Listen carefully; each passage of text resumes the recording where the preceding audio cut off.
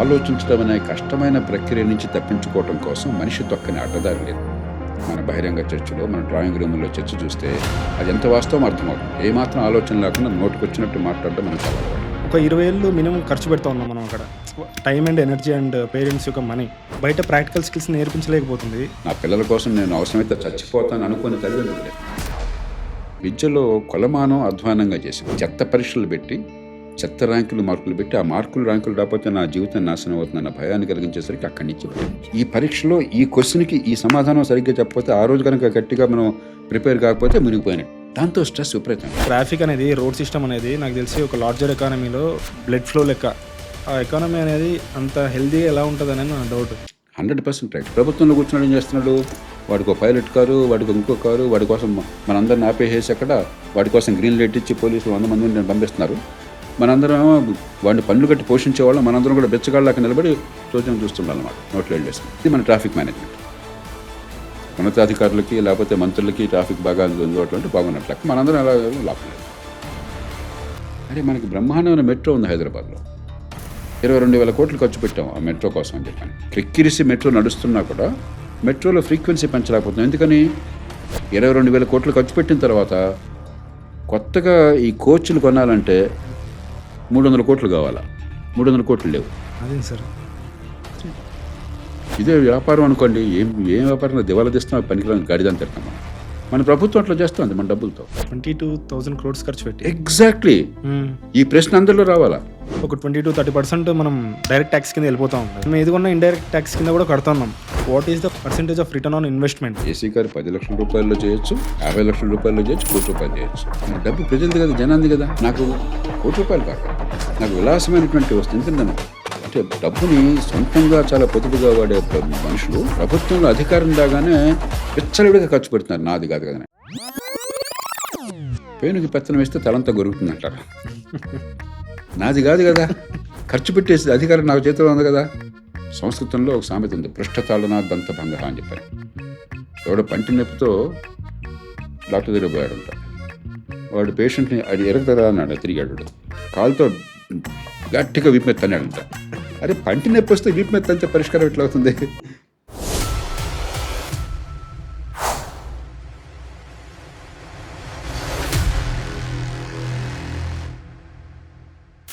నమస్తే sir.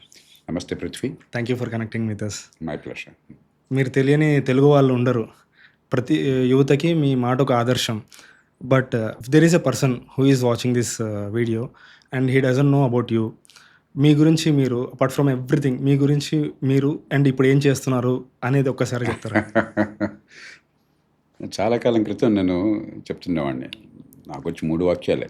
Okay. Physician by training, వృత్తిరీత్యా శిక్షణ పొందింది ఒక డాక్టర్గా. ఏ పబ్లిక్ సర్వెంట్ బై చాయిస్, ఈ దేశంలో మార్పు కావాలని చెప్పిన ఉద్దేశంతో ప్రభుత్వోద్యోగంలో కావాలని చేరాను. ఏ డెమోక్రాట్ బై కన్విక్షన్, ప్రజాస్వామ్యం, ప్రజల సుపరిపాలన 100% సాధ్యం, మన ప్రజలు దానికి అర్హులు అని చెప్పి నమ్మేవాడిని. ఉదాహరణకి ఈవేళ సందర్భం వచ్చింది కూడా చెప్తున్నాను. వచ్చే ముందే మా బృందంతో కూర్చున్నాను నేను. నా దృష్టిలో ఉన్న గొప్ప రోజు మన ప్రజాస్వామ్యంలో. మనం రోజు రాజకీయాలను తిడుతుంటాం. మనకి ఈ పార్టీ అయినా, ఆ పార్టీ అయినా, ఈ కులమైనా, ఆ కులమైన ఎమ్మెల్యేలని, ఎంపీలని, మండల ప్రెసిడెంట్లని, పార్టీ ప్రెసిడెంట్లని, మంత్రుల్ని తిట్టడమే పని. అంత కసి ఉంది మన మనసులో. దానికి చాలా కారణాలు ఉన్నాయి, చాలా తప్పులు జరుగుతున్నాయి. కానీ ఇదే ప్రజాస్వామ్యంలో చాలా ఉదాత్తత కూడా ఉంది. మన దేశంలో ఎన్ని తప్పులున్నా కూడా అద్భుతమైన నిర్మాణాన్ని మన పూర్వీకుల నుంచి ఇప్పటిదాకా చేస్తూ ఉన్నారు.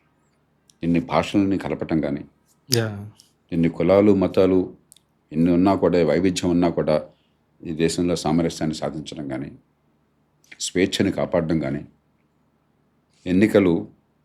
ఎన్నికల్లో చాలా లోపాలు ఉన్నాయి, మనందరికీ తెలుసు. ఓట్లు కొంటున్నారు, తాయిలాలు పంచుతున్నారు, అవును సార్, ఎలక్షన్ అయ్యాక ఫ్రీగా ఇస్తామంటున్నారు, కులం మతం పేరుతో మొక్కలు చేస్తున్నారు. ఇవన్నీ వాస్తవమే. కానీ మంచో చెడో స్వేచ్ఛగా నచ్చినోడు కొట్టేస్తున్నారు జనం. డబ్బులు తీసుకునో, మనసుండో, ఆశపడేదో వస్తున్నారు. వాళ్ళు స్వేచ్ఛగా వేస్తున్నారు కూడా తుపాకి పెట్టేవారు అంచట్లా. మనం నిజాయితీగా లెక్కెడుతున్నాం. ఎవరికి కోట్లు వస్తే వాడిని ఎన్నుకుంటున్నాం, అధికారం వాడి చేతికి ఇస్తున్నాం. ఇవన్నీ మనం చాలా మామూలు అనుకుంటున్నాం. చాలా అసాధారణం ప్రపంచంలో. ఓకే.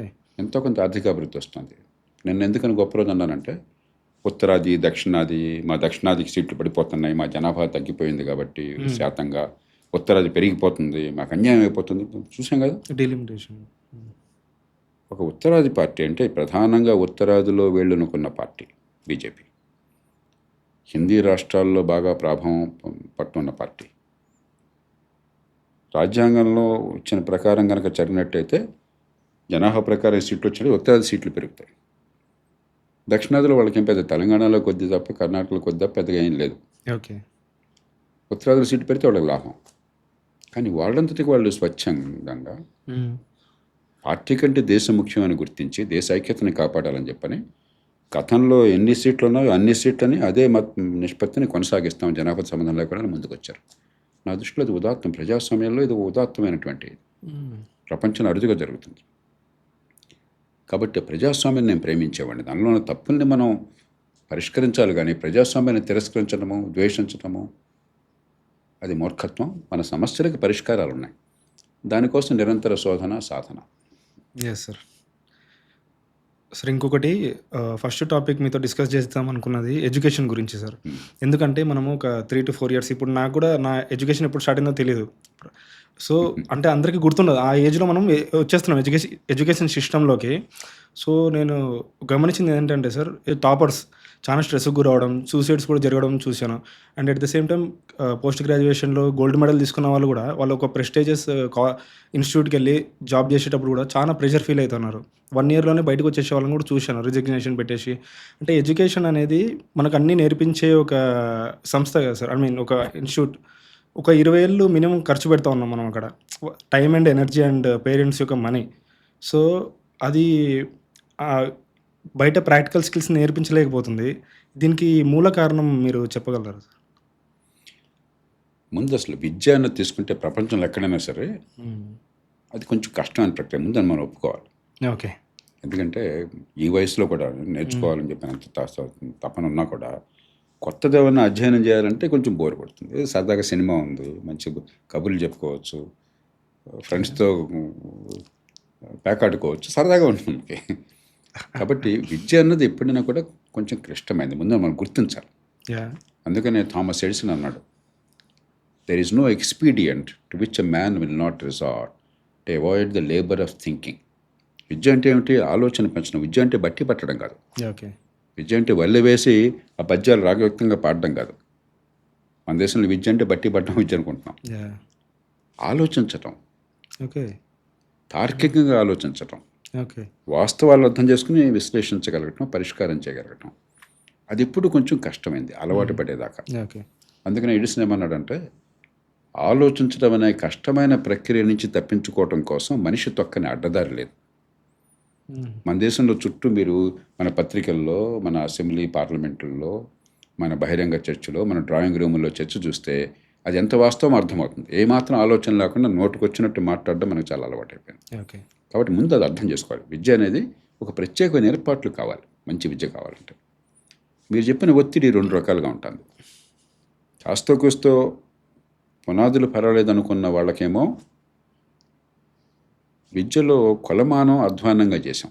చెత్త పరీక్షలు పెట్టి, చెత్త మార్కులు పెట్టి, ఆ ర్యాంకులు రాకపోతే నా జీవితం నాశనం అవుతుందన్న భయాన్ని కలిగించేసరికి అక్కడి నుంచి భయం. అదే కనుక ఆ రోజు గుర్తుందా లేదా అన్నది కాకుండా విషయం అర్థం చేసుకుని దాన్ని ఉపయోగించగలగటం కనుక చేతనైనట్టయితే, సమాజానికి పనికి వచ్చేట్టుగా అది విద్య అన్నట్టయితే, ఆ స్ట్రెస్ ఒక్కరోజు ఉండదు. ఆ కాన్సెప్ట్స్ పట్టుబడతాయి, దాన్ని ఉపయోగించడం నేర్చుకున్న తర్వాత ఆనందం వస్తుంది. అప్పుడు అవును సార్. ఇప్పుడు సమాజంలో సమస్యలను పరిష్కరించే శక్తి ఉన్న విద్య పొందిన వాళ్ళు స్ట్రెస్ ఫీల్ అవ్వరు, ఆనందం ఫీల్ అవుతారు.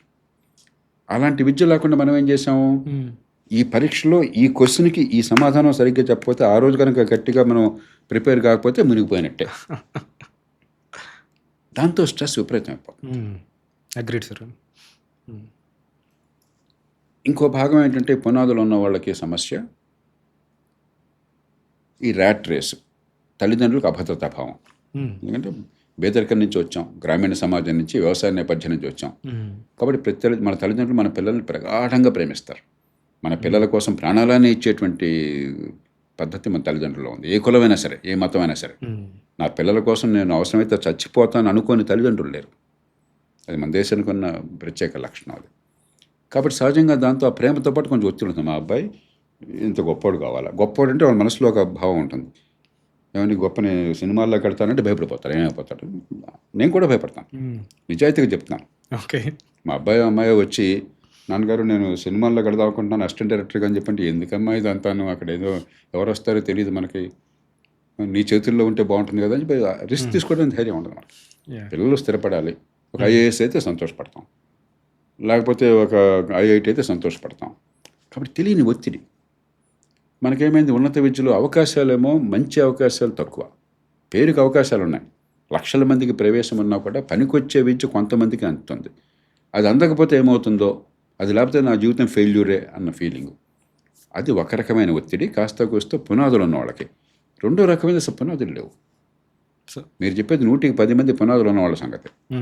పునాదులు లేని చదువు, పేరుకి 10th క్లాస్ పాస్ అవుతారు, ఇంటర్మీడియట్ పాస్ అవుతారు, పట్టుకొస్తే అక్షరం ముక్క రాదు. కానీ వాడికి ఇంటర్మీడియట్లో చేర్చాము, తర్వాత డిగ్రీలో చేర్చాము.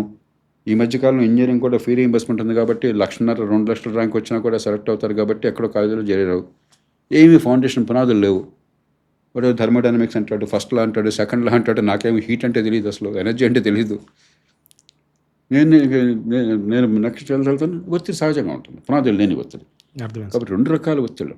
ఒక రకం ఒత్తిడేమో ఆ పద్ధతి మార్చాలి, రెండో రకం ఒత్తిడి పునాదులు పెంచాలి. ఈ 2 వల్ల పేరుకి విద్య ఉందే కానీ పనికొచ్చే విద్య చాలా కొద్ది మందికి అందుతుంది దేశంలో.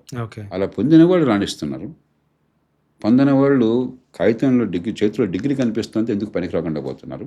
ఉద్యోగాలు ఎక్కడన్నా ఏదో మన పాలిటిషియన్స్ ఏం చేస్తున్నారు, డిగ్రీ ఉంటే బిడ్డ నీ చేతికి ఉద్యోగం వచ్చేస్తుంది, నీకు గ్రూప్ 1 పరీక్షలు పెట్టాను, గ్రూప్ 2 పరీక్షలు పెట్టాను, నీకెందుకు, అందరికి 100 మందికి ఉద్యోగాలు ఉండేది అక్కడ. అవును సార్. 5 లక్షల మంది పోటీ పడతారు, వీడు భ్రమేం కలిగిస్తాడు, 5 లక్షల మందికి ఆ ఉద్యోగం వచ్చేస్తున్నారు. ఎలా వస్తుందిరా, 100 ఉద్యోగాలు ఉంది అక్కడ. నువ్వు తల కింద తపస్సు చేసినా కూడా ఏదో 100 మందికి వస్తుంది. ఈ 100 మరో 100 అని తర్వాత చూద్దాం. మిగతా 4,99,900 మందికి లేవు. ఇది మార్గం కాదు.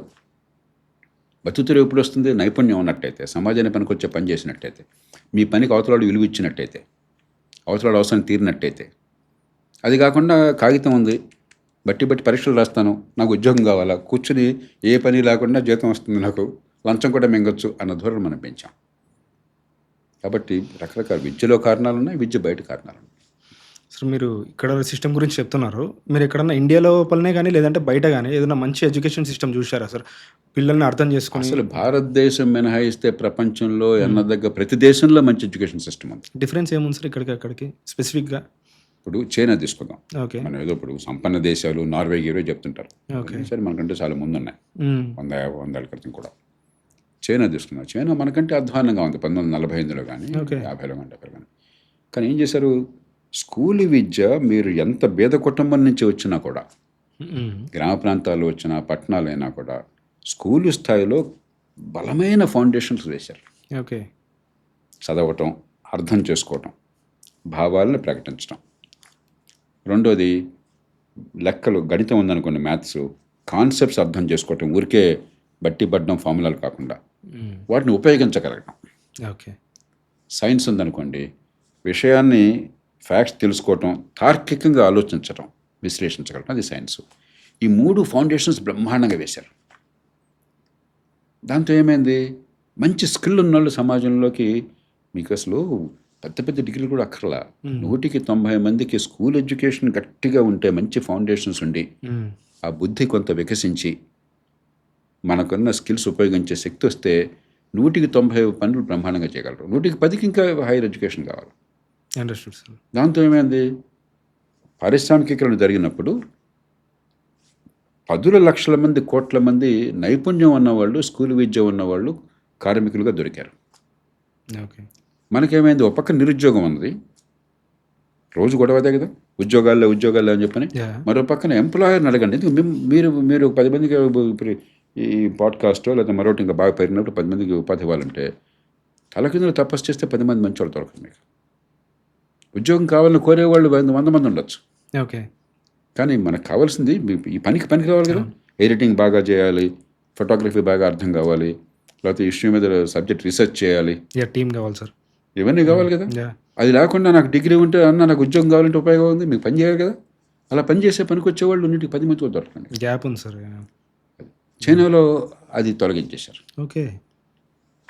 20 ఏళ్ల క్రితం 2005లో అనుకుంటాను నేను చైనా వెళ్ళాను. ఒకే ఒకసారి వెళ్ళాను నేను. ఒక ఉన్నత స్థాయి బృందం అక్కడ దేశంలో ఒక 5గురం వెళ్ళాం మేము. చాలా ప్రతిష్ట గల వాళ్ళంతా, అనుభవం వాళ్ళు. ఎక్కడ కలిసిన చైనాలో ఉన్నతాధికారులు నాతో చెప్పింది ఏంటంటే, మీ హైయర్ ఎడ్యుకేషన్ గొప్పగా ఉంటుందండి ఇండియాలో, మాది అధ్వానంగా ఉంటుందన్నారు. పాపం వాళ్ళకి మన ఐఐటి చూసి, ఓకే. మనకి ఐఐటీలు బ్రాండ్ ఉంది కదా యా యా అంత, ఇలాంటి వాటిని చూసి బ్రహ్మాండంగా ఉందని అంటున్నారు. సరే మనం ఇది పరాయి దేశంలో మనకు వచ్చి మనం తక్కువ చేస్తుంటే మాట మనంగా ఉన్నాం. అప్పటికే మనకు తెలుసు మన దేశంలో విద్య ఎట్లా తగలడిందో. కొన్ని స్కూళ్ళు కొన్ని కాలేజీలు బాగున్నాయి మాట వాస్తవమే, కానీ 100% పేరుకి డిగ్రీ తప్ప ఏమీ లేదని మనకు తెలుసు కదా. ఇప్పుడు ఇంజనీరింగ్ ఉంది ఆంధ్రప్రదేశ్లో కావచ్చు, తెలంగాణలో కావచ్చు, దేశం అంతా కావచ్చు. లక్షల మంది ఇంజనీర్లు వస్తున్నారు. ఎంతమందికి ఇంజనీరింగ్ తెలుసు? ఇంజనీరింగ్ మౌలిక బేసిక్ ప్రిన్సిపల్స్ ఎంతమంది తెలుసు? పరీక్షలు పాస్ అవుతున్నారు, అది మనకు తెలుసు. కానీ వాళ్ళు ఏంటంటే మాకు విద్య బాగోలేదు, ఉన్నత విద్య అని చెప్పి వాళ్ళు వాపోయారు. ఈ 20 ఏళ్లలో అద్భుతంగా మార్పులు తెచ్చారు. ఎందుకంటే పునాదులు ఎప్పుడైతే గట్టిగా ఉన్నాయో, ఉన్నత విద్యలో మార్పులు కావాల్సినవి తీసుకురాగానే ఇవాళ ఉన్నత విద్యలో ప్రపంచంలో అమెరికా తర్వాత చైనా వచ్చేసింది. రీసెర్చ్ కావచ్చు, హైయర్ ఎడ్యుకేషన్ క్వాలిటీ కావచ్చు, అక్కడ యూనివర్సిటీలో బ్రహ్మాండమైన కొత్త డిస్కవరీలు వస్తున్నాయి, కొత్త పేటెంట్లు వస్తున్నాయి, కొత్త రీసెర్చ్ పేపర్స్ వస్తున్నాయి. 20 ఏళ్లలో చేశారు. మనం మాట్లాడుతున్నాం, నిర్దిష్టమైన పరిష్కారాలు ఉన్నాయి. స్కూల్ ఎడ్యుకేషన్ బాగు చేయాలని చెప్పంటే మీకు తల్లిదండ్రులకి, పిల్లలకి, టీచర్లకి పిల్లలు బాగుపడాలని కోరిక ఉంది. కాబట్టి బాగుపడ్డం అంటే ఏమిటో అర్థం కావాలి. బాగుపడ్డం అంటే అర్థం కాకుండా బాగుపడాలని కోరుతున్నాం. పరీక్షల్లో, చెత్త పరీక్షల్లో బట్టి పట్టి కాపీ కొట్టే పరీక్షల్లో మార్కులు వస్తే బాగుపడ్డాం అనుకుంటున్నాం. ఆ మార్కుల కోసం బ్రహ్మాండంగా ప్రయత్నాలు చేస్తున్నాం. బట్టి బట్టో కాపీ కొట్టో మార్కులు వచ్చేస్తున్నాయి. బాగుపడ్డం ఎట్లా అవుతుంది? అలా కాకుండా సరైన పరీక్షలు పెట్టారనుకోండి, నిజంగా మీరు ఏం అర్థం చేసుకున్నారు, ఎలా భావ ప్రకటన చేస్తున్నారు, ఏ రకంగా గణితంలో ప్రిన్సిపల్స్ అప్లై చేయగలుగుతున్నారు ప్రాబ్లమ్ సాల్వింగ్కి, ఏ రకంగా మీరు విశ్లేషించగలుగుతున్నారు తార్కికంగా, ఇది ప్రశ్నించే పరీక్ష వచ్చిందనుకోండి, ఆ రూపంలో విద్య అందిందనుకోండి, ఇదే పిల్లలు మణిదీపాలు అవుతారు. మనం చేయట్లా. మనం ఏమంటున్నాం, ఇంకో 15,000 అమ్మఒడికి ఇస్తాను, ఇంకో స్కూల్ బిల్డింగ్ కడతాను, ఇంకా అవసరం లేని టీచర్లు ఇంకో 50,000 మందిని కొత్తగా నియామకం చేస్తాను, టీచర్లకు ఇంకా జీతాలు పెంచొద్దని అంటలా. మన టీచర్ల కొరత కాదు మన సమస్య. తెలంగాణలో 8 మంది పిల్లలకు ఒక టీచర్ ఉన్నారు. హై స్కూళ్ళల్లో 8 మంది పిల్లలకు ఒక టీచర్ స్టూడెంట్ రేషియో అంటాం. 8 మందికి ఉన్నారా సార్ ఒకరు? ఓకే. హై స్కూళ్ళల్లో. ఓకే. ఎలిమెంటరీ స్కూళ్ళల్లో, ప్రైమరీ స్కూళ్ళల్లో 16-17 మందికి పిల్లలు ఉన్నారు. ఒకరు ఉన్న కొద్దికి గవర్నమెంట్ స్కూళ్ళలో పిల్లల సంఖ్య తగ్గుతోంది, ప్రైవేట్ స్కూల్లో పెరుగుతుంది. గవర్నమెంట్లో టీచర్లు పెంచుతున్నాం, జీతాలు పెంచుతున్నాం, విద్య మాత్రం పెరగట్లా. కాబట్టి మనం అసలు సమస్యను అర్థం చేసుకోవాలి, సమస్యకు పరిష్కారాన్ని సరిగ్గా తీసుకురావాలి. సంస్కృతంలో ఒక సామెత ఉంది, పృష్ఠతాళన దంతభంగ అని చెప్పని. ఎవడో పంటి నొప్పితో డాక్టర్ దగ్గర పోయాడంట. వాడు పేషెంట్ని అది ఎరగతరా అన్నాడు. తిరిగాడు, కాలుతో గట్టిగా వీపు మీద తన్నాడంట. అరే పంటి నొప్పి వస్తే వీపు మీద తంతే పరిష్కారం ఎట్లా అవుతుంది? సమస్య ఏంటో దాని పరిష్కారం కనుక్కోవాలా. మనం సమస్యకి పరిష్కారం ఎతకట్లా మాట్లాడుతున్నాం. విద్య అందుకు అర్థం అయిపోతుంది. ఎందుకు ఇంత పరుషంగా మాట్లాడుతున్నానంటే, తెలంగాణలో 16 సంవత్సరాల పిల్లలు, 16 సంవత్సరాలు అంటే మీకు స్కూల్ అయిపోవాలి కదా, 10 ఏళ్ళలో స్కూల్ అయిపోవాలి కదా, 10th క్లాస్ దాకా అయిపోయి ఉండాలి కదా. 16 ఏళ్ల పిల్లలు 150 మంది గడియారం చూసి టైం చెప్పలేరు. 10th క్లాస్ పిల్లల 10th అయిపోయిన తర్వాత 16 ఏళ్ల వయసులో 175 మంది సుమారుగా గంట చెప్తున్నారు. ఉదాహరణ, నా వాచ్లో 12 గంటల 10 నిమిషాలు అయింది. ఇప్పుడు 12 గంటలు అని చెప్పి సుమారుగా అటు ఇటు అని చెప్పి 25 మంది చెప్పలేకపోతున్నారు. అది కూడా గంట కూడా చెప్పలేకపోతున్నారు. 12 గంటల 10 నిమిషాలు అన్నది 150 మంది చెప్పగలుగుతున్నారు. ఈవేళ రాత్రి 9 గంటలకు పడుకున్నావయ్యా, పొద్దున 5 గంటలకు లేచావు, ఎన్ని గంటలకు పడుకున్నావు అంటే సమాధానం 150 మంది చెప్పలేకపోతున్నారు 16 ఏళ్ల వయసులో. ఎంత ఈ మాత్రం పరిజ్ఞానం కూడా లేకపోతే ఎలా పనికొస్తారు? సమాజం ఎట్లా పనికొస్తారు? ఉపాధి ఎట్లా వస్తుంది? అది మనం ఆలోచించట్లా. మనకి ఎంతసేపటికి బట్టి పట్టడం, కాపీ కొట్టడం, పరీక్షల్లో 95% పాసు, 100% పాసు, 95% మార్కులు, ఫస్ట్ ర్యాంక్ ఎన్ని మార్కులు, సెకండ్ ర్యాంక్ ఎన్ని మార్కులు. ఆ ర్యాంక్ వల్ల ఏంటి నేర్చుకున్నది మనకు అవసరం లేదు అసలు. Agreed sir. గుండె మీద చేసి చెప్పండి, మ్యాథ్స్ కాపీయింగ్ లేకుండా పరీక్షలు జరుగుతుందని చెప్పండి నాకు. నేను బహిరంగ అడుగుతున్నాను. ఒక్కడని చెప్పానండి. తెలంగాణలో కానీ, ఆంధ్రప్రదేశ్లో కానీ, దేశంలో చాలా రాష్ట్రాల్లో, దాదాపు అన్ని రాష్ట్రాల్లో. కాబట్టి పరిష్కారాలు ఉన్నాయి. ఎందుకంటే విద్య అంటే బోళ్ళంత మమకారం ఉంది ఈ సమాజానికి. తల్లిదండ్రులకి పిల్లలు బాగుపడాలని బోళ్ళంత తపన ఉంది, ఓకే. త్యాగం చేసే గుణం ఉన్నది. పిల్లలు కష్టపడుతున్నారు, తెలివితేటలు పుష్కలంగా ఉన్నాయి, కానీ విద్య మాత్రం అందట్లేదు.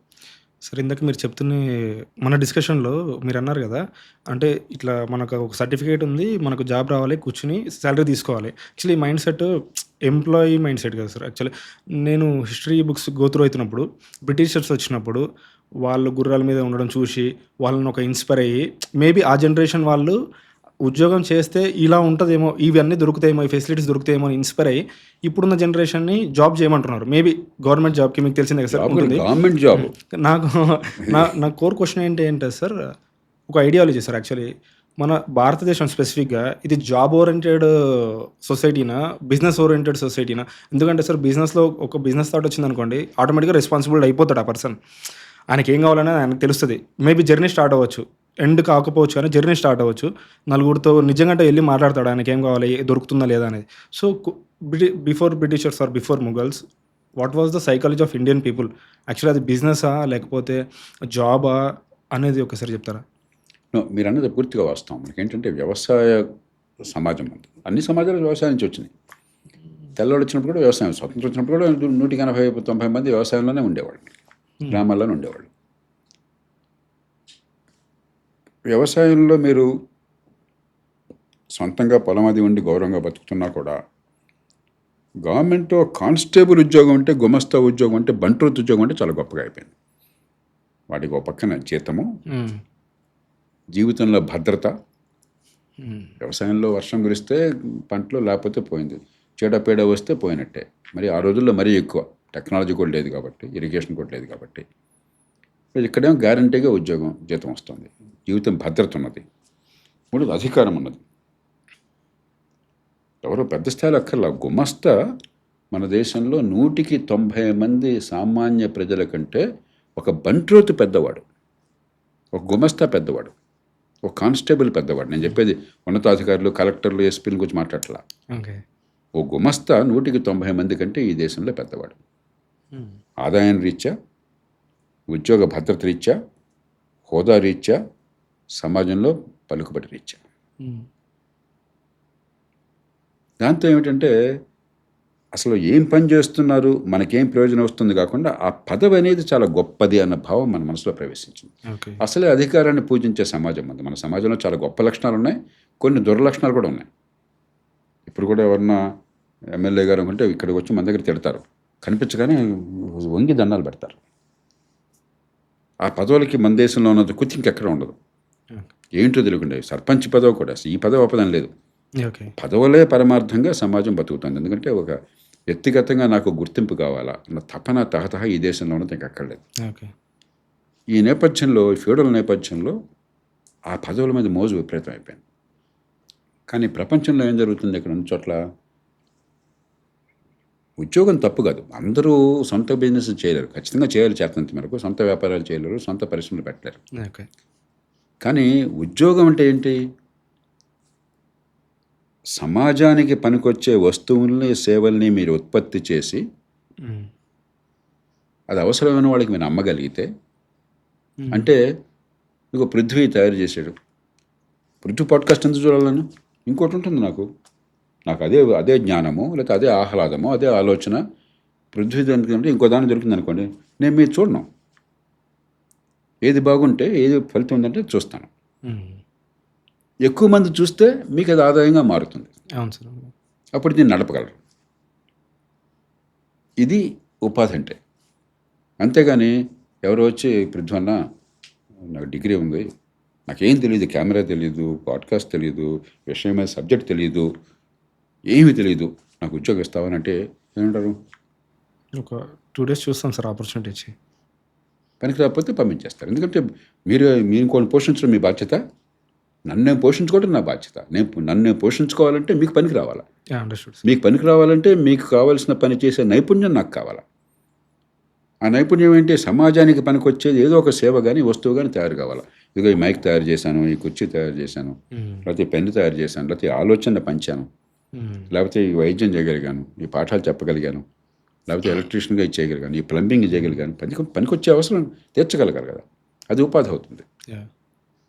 అంచేత మనం ఈ ఓరియంటేషను ఎవడో ఇస్తాడు ఉద్యోగాలు తేరగ్గా మనకేదో ఈ డిగ్రీ కాగితం ఉంటే ఉద్యోగాలు వచ్చేస్తాయి, గవర్నమెంట్ ఉద్యోగాలను ఇచ్చేస్తుంది మనకి అన్న ఈ భ్రమల నుంచి బయటపడి ఉపాధి అనేది సమాజంలో 10 మందికి అవసరమైన వస్తువుల్ని సేవల్ని ఉత్పత్తి చేస్తే వాళ్ళకి అవసరం తీరుతోంది, మీకు ఉపాధి వస్తుంది. మనం ఏం అక్కర్లా, మన ఇంట్లో ఎవరికన్నా పనిలో పెట్టుకుంటే మనం ఏం చూస్తున్నాం ఆలోచించండి ఒకసారి. వంట మనిషి కావాలనుకోండి, వంట బాగా చేయగలుగుతారా? లేకపోతే ఒక చిన్న బిజినెస్ పెడితే బిజినెస్లో అకౌంటెంట్ కావాలా, లేకపోతే మేనేజర్ కావాలా? అతడు మేనేజ్మెంట్ అకౌంటింగ్ బాగా చేసి నాకు లాభాలు ఆర్జించగలుగుతాడా? ఒక ఫ్యాక్టరీ పెడితే కార్మికుడు కావాలి, అతడు మంచి నాణ్యత వస్తువుల్ని వేగంగా సమర్థంగా ఉత్పత్తి చేసి మార్కెట్లో నా గిరాకీ పెంచగలడా? ఎందుకు కదా ఉద్యోగం చేయండి. మీరు ఉద్యోగం ఇచ్చేప్పుడు ఒక రూల్ అయితే మీకు ఉద్యోగం వచ్చేప్పుడు ఇంకో రూల్ ఎందుకు అవుతుంది? మీరు సమాజానికి పనికొస్తేనే కదా మీకు ఉపాధి వచ్చేది. ఎవడు పోషిస్తాడు తిరిగా? ఇదేమీ తరగని కానీ లేదు. ఎవడో కూడా ఇక్కడ భూమి నుంచి నిక్షేపాలు తీసి పంచట్లా. ఉత్పత్తి చేసి ఉత్పత్తి నుంచి డబ్బులు ఆర్జించి డబ్బుని జీతాలుగా పంచుతున్నాం. అగ్రీడ్. కాబట్టి ఉత్పత్తి చేసే శక్తి మీకు లేకపోతే సమాజంలో మార్కెట్లో పోటీకి తట్టుకుని సమాజంలో మరి కొనే అవసరం ఉన్న వాళ్ళకి ఇది బాగుందని నచ్చచెప్పేసే నైపుణ్యం లేకపోతే మీకు ఉపాధి ఎట్లా వస్తుంది? అలా గవర్నమెంట్ అంటే ఏంటి? గవర్నమెంట్లో మొనోపలి కాబట్టి మన పన్నులు లభిస్తున్నాం. ఎందుకు ఇస్తున్నాం? మన ఉమ్మడి సేవలు అందించడం కోసం. అది సమర్థంగా అందించకుండా గవర్నమెంట్లో కూర్చున్నాను కాబట్టి రౌడీ మామూలు అంటే సమాజం ఇప్పటిదాకా సహిస్తుంది. ఎంతకాలం సహిస్తుంది? తిరిగి చెప్పెట్టి కొట్టాలి. పన్నులు కట్టేది ఎందుకు? మనం రోడ్లు బాగుంటాయని, ట్రాఫిక్ బాగుంటుందని, ఇద్దరికి తగాద వస్తే పరిష్కారం అవుతుందని, తన్నులాటలు లేకుండా బలవంతుడు బడుతున్నది బరి కాకుండా మంచినీళ్ళు ఇంటికి అందుతాయని. నేను ముఖ్యమంత్రి గారి నివాస గృహం దగ్గరలో ఉన్నాను, క్యాంప్ ఆఫీస్ దగ్గరలో 100 మీటర్ల దూరంలో ఉంటాను. మా ఆఫీస్ అక్కడ ఉంది, మా ఇల్లు కూడా అక్కడే ఉంది. మంచినీళ్ళు లేవు ప్రస్తుతం. బోర్వెల్ ఏమో 1000 అడుగులు వేశారు మా వాళ్ళు, పక్క వాళ్ళు 1600 అడుగులు వేశారు. దాంతో డ్రై అయిపోయింది. పూర్వం పుష్కలంగా వచ్చేది, ఇప్పుడు మల్లగులాలు పడుతున్నాం. ఏది అంత ముఖ్యమంత్రి గారి నివాస గృహానికి 100 మీటర్ల దూరం ఉన్న చోట ఇప్పుడు నాకు నీళ్ళు అట్లాగా. ఎందుకని? మున్సిపల్ నీళ్ళు అందట్లేదు, కొద్దిగానే వస్తున్నాయి. రోజు కొద్దిగా వస్తారు అంత. మళ్ళీ మున్సిపాలిటీకి నీళ్ళు లేవా? ఇక్కడ హైదరాబాద్ నగరంలో అటు గోదావరి నుంచి అటు కృష్ణ నుంచి వేల కోట్ల లీటర్లు, వందల కోట్ల లీటర్లు ప్రతిరోజు మనం హైదరాబాద్కి పంపు చేస్తున్నాం. వేల కోట్లు ఖర్చు పెట్టి 40% నీళ్లు మన ఇంటికి రాకుండా మూసీలోకి వెళ్ళిపోతున్నాయి. మన పన్నుల డబ్బు ఇది. ఇది చేయడం మీకు చేత కాకపోతే, ఈ నీళ్లు అందించకపోతే, నా డబ్బుతో నాకు నీళ్లు అందించలేకపోతే, మీరు మురుగునీటి పారుదల లేకపోతే, ట్రాఫిక్ని సరిగ్గా మీరు మేనేజ్ చేయకపోతే, నా డబ్బుతో ఇది నా కోసం, మనందరి కోసం, ఉమ్మడి కోసం. అరే నేను పదవిలో ఉన్నాను, నాకు జీతం ఇవి, నేను వేధిస్తాను, లంచం తీసుకుంటాను, జరుగుతుంది ప్రస్తుతం. అది దేశంలో అది లంచం తీసుకుంటాను, అధికారంలో ఉన్నాను కాబట్టి నాకు లంచాన్ని కాలుమొక్కుతాను, ఎవరితో మాట్లాడాలో తెలుసా అంటాడు గవర్నమెంట్లో ఉన్నాడు. ఎప్పుడు చూడండి మీరు అన్న సంభాషణ, గవర్నమెంట్లో ఎవరైనా అధికారితో కానీ ఉద్యోగితో మాట్లాడుతుంటే ఎవరితో మాట్లాడుతున్నా తెలుసా? అరే బాబు నిన్ను పోషిస్తున్నాను, నేను పన్ను కట్టేవాడిని, నేను యజమాని సేవకుడితో మాట్లాడుతున్నాడు. అలా అనుకోట్లా. మన ఒడి దగ్గర పెట్టుకోవాలనుకుంటున్నాడు వాడు ఒడి దగ్గర పెట్టుకోకుండా. కాబట్టి ముందు మన ఆలోచన తీరు మారాలి. అధికారం అంటే మన దేశంలో ఉన్నంత మోజు రాజకీయంలో కావచ్చు, అది ఎమ్మెల్యే కావచ్చు, స్థానిక ప్రభుత్వాలు కావచ్చు, లేకపోతే ఉద్యోగిగా కావచ్చు, ఇంత మోజు ప్రపంచంలో ఎక్కడలేదు. ఆ మోజు నుంచి బయటపడాలి మనం. మన కోసం, మన ఉమ్మడి అవసరాల కోసం సమాజానికి అర్థం కావాలి. విద్య అంటే కేవలం ఫిజిక్స్, కెమిస్ట్రీ, బయాలజీ అవి నేర్చుకోవటమే కాదు, అవన్నీ అవసరం. విద్య అంటే ఇది కూడా పౌరసత్వం. అసలు ఇక్కడ ఎందుకు పన్నులు కడుతున్నాను, ఈ పన్నుల నుంచి నాకేం కావాలి, ఎందుకు కావటం లేదు, ఎట్లా జరిగే పని ఏర్పాటు చేయాలా, దానికి నేను చేయాల్సింది ఏంటి, అది కూడా విద్యలో భాగం. యా కాబట్టి అటు జీవితానికి పనికొచ్చే విద్య లేదు, ఇటు పౌరసత్వానికి పనికొచ్చే విద్య లేదు. ఏదో మొక్కుబడిగా ఉత్తుత్తి విద్య మనం అందించేసి నడుస్తున్నాం, నష్టపోతాం మరి. అవును సార్, అగ్రీడ్ సార్. కబీర్ దాస్ది ఒక దోహా ఉంది సార్, కాల్ కరేసో ఆజ్ కరేసో అబ్, పల్ మే ప్రళయ్ హోయేగో బహురీ కరేగా కబ్. Life ends in a moment sir. అంటే మన దగ్గర ఉన్న తక్కువ టైంలో కూడా మనకు కొన్నిసార్లు మన చేతిలో నుంచి టైం వెళ్ళిపోతుంది. దాని గురించి ఈ టైం గురించి ఒక 3 ఆస్పెక్ట్స్ డిస్కస్ చేద్దాం అనుకుంటున్నాను మీతోటి. ఫర్ ఎగ్జాంపుల్ సార్, ఇప్పుడు మా ఫ్రెండ్ ఒక అతను ఉన్నాడు. ఆయన ఆఫీస్కి వెళ్ళాలి సార్ ఇప్పుడు అర్జెంట్. ఇప్పుడు మీరు హైదరాబాద్లో చూసినారు కదా ట్రాఫిక్, లేట్ వెళ్ళినాడంటే ఒక అవర్ 2 అవర్స్ సాలరీ వెళ్ళిపోద్ది. అతని చేతిలో లేదు. యాక్చువల్లీ ఈ ట్రాఫిక్ అనేది, రోడ్ సిస్టమ్ అనేది నాకు తెలిసి ఒక లార్జర్ ఎకానమీలో బ్లడ్ ఫ్లో లెక్క, వెజల్స్ లెక్క అని నా ఒపీనియన్ సార్ యాక్చువల్లీ. సో అదే సరిగ్గా లేదు, పాత్ హోల్స్తో ఉన్నది, ప్లస్ అది ఒక రకంగా అబ్స్ట్రక్ట్ చేస్తున్నాను. సో ఆ ఎకానమీ అనేది అంత హెల్దీగా ఎలా ఉంటుంది అనేది నా డౌట్. 100% రైట్. ఇప్పుడు మనం ఎంత కష్టపడ్డా కూడా 180 మన చేతుల్లో ఉంటుంది. ఉదాహరణకి ఇప్పుడు మీరు పాడ్కాస్ట్ చేస్తున్నారు, సరే మీరు సమాజంలో మంచిని పెంచాలని చేస్తున్నారు, కానీ ఎంతో కొంత డబ్బులు రాకపోతే నడవదు. ఇవాళ రేపైనా ఆదాయం కూడా రావాలి. కాబట్టి ఒక వ్యాపారంగా కూడా అనుకుందాం, పెద్ద లాభం లేకపోయినా కూడా. ఓకే, దీనిలో 185 మీ చేతుల్లో ఉన్నాయి. మీరెంత నైపుణ్యం మీకున్నది, మీరెంత కష్టపడతారు, మీరెంత సమర్థంగా పనిచేస్తారు, ఎంత ఎఫిషియెంట్గా మేనేజ్ చేస్తారు, ఎంత స్థాయి గల విశ్వసనీయత ఉన్నటువంటి గెస్టులను మీరు ఆకర్షించి వాళ్ళతో కూర్చోగలరు, వాళ్ళని ఒప్పించగలరు, ఎంత లోతైన చర్చ, పనికొచ్చే చర్చ చేస్తారు, ఎంత ఆసక్తికరంగా చేస్తారు, ఎలాంటి కెమెరామెన్ ఉన్నారు, ఎలాంటి ఎక్విప్మెంట్, ఇంత మన చేతుల్లో ఉంది. మన జీవితంలో చాలా భాగం మన చేతుల్లో ఉంది. కానీ 15% మన చేతుల్లో లేదు. మనకు అవసరం. ఓకే, మనందరం ఇప్పుడు ఇవాళ 11 గంటలకు 11:30 ప్రోగ్రామ్ అనుకున్నాము. 11:30కి ఇక్కడ రావటం లేదని చెప్పన్నది మన చేతుల్లో కొంతే ఉంది. అక్కడ టైంకి బయలుదేరినా కూడా మధ్యలో ట్రాఫిక్లో గంట సేపు ఆగాం అనుకోండి, మనం ఏం చేయలేము ఇక్కడ. Okay, yes sir. లేకపోతే ఇక్కడ ఈ టైంలో కరెంట్ ఉందా లేదా, ప్రతి ఇంటికి మీరు ప్రత్యేక జనరేటర్ పెట్టుకోగలరా? అంత బ్రహ్మాండంగా అన్ని ఏర్పాటు చేస్తున్నాం, కరెంట్ పోయింది అనుకోండి, ఏం చేస్తాం మనం? మన చేతిలో లేదు ఇది. కాబట్టి ఉమ్మడి అవసరాలు ఉన్నాయి. మన వ్యాపారం నడవాలన్నా, జీవితం నడవాలన్నా కూడా మన చేతుల్లో 185 ఉన్నాయి. మన చేతుల్లో లేనివి, మనకు అవసరమైనవి ఉమ్మడిగా మాత్రమే చేయగలవి 115-20 ఉన్నాయి. ఓకే, ఆ 15-20 ప్రభుత్వం. అందుకే ప్రభుత్వం అన్నది. ట్రాఫిక్ దానిలో ఒక కీలకమైన అంశం. ఉదాహరణకి ట్రాఫిక్, మంచినీళ్ళు, ట్రాఫిక్, మురుగునీటి పారుదల, కరెంటు, ఇవన్నీ దీనిలో భాగం. ట్రాఫిక్లో హైదరాబాద్లో మీరు తీసుకుంటే సగటున ఏడాదికి 120 గంటల పనికాలం ప్రతి మనిషికి పోతుంది హైదరాబాద్లో. 120 గంటలు అంటే మీరు రోజుకు 4 గంటలు ఎక్కకూడదు. 24 గంటలు నిద్రపోగా, మిగతా కార్యక్రమాలు బాగా మనం పనిచేసేది 8 గంటలు ఎంత ఉంటుంది, అంతే కదా.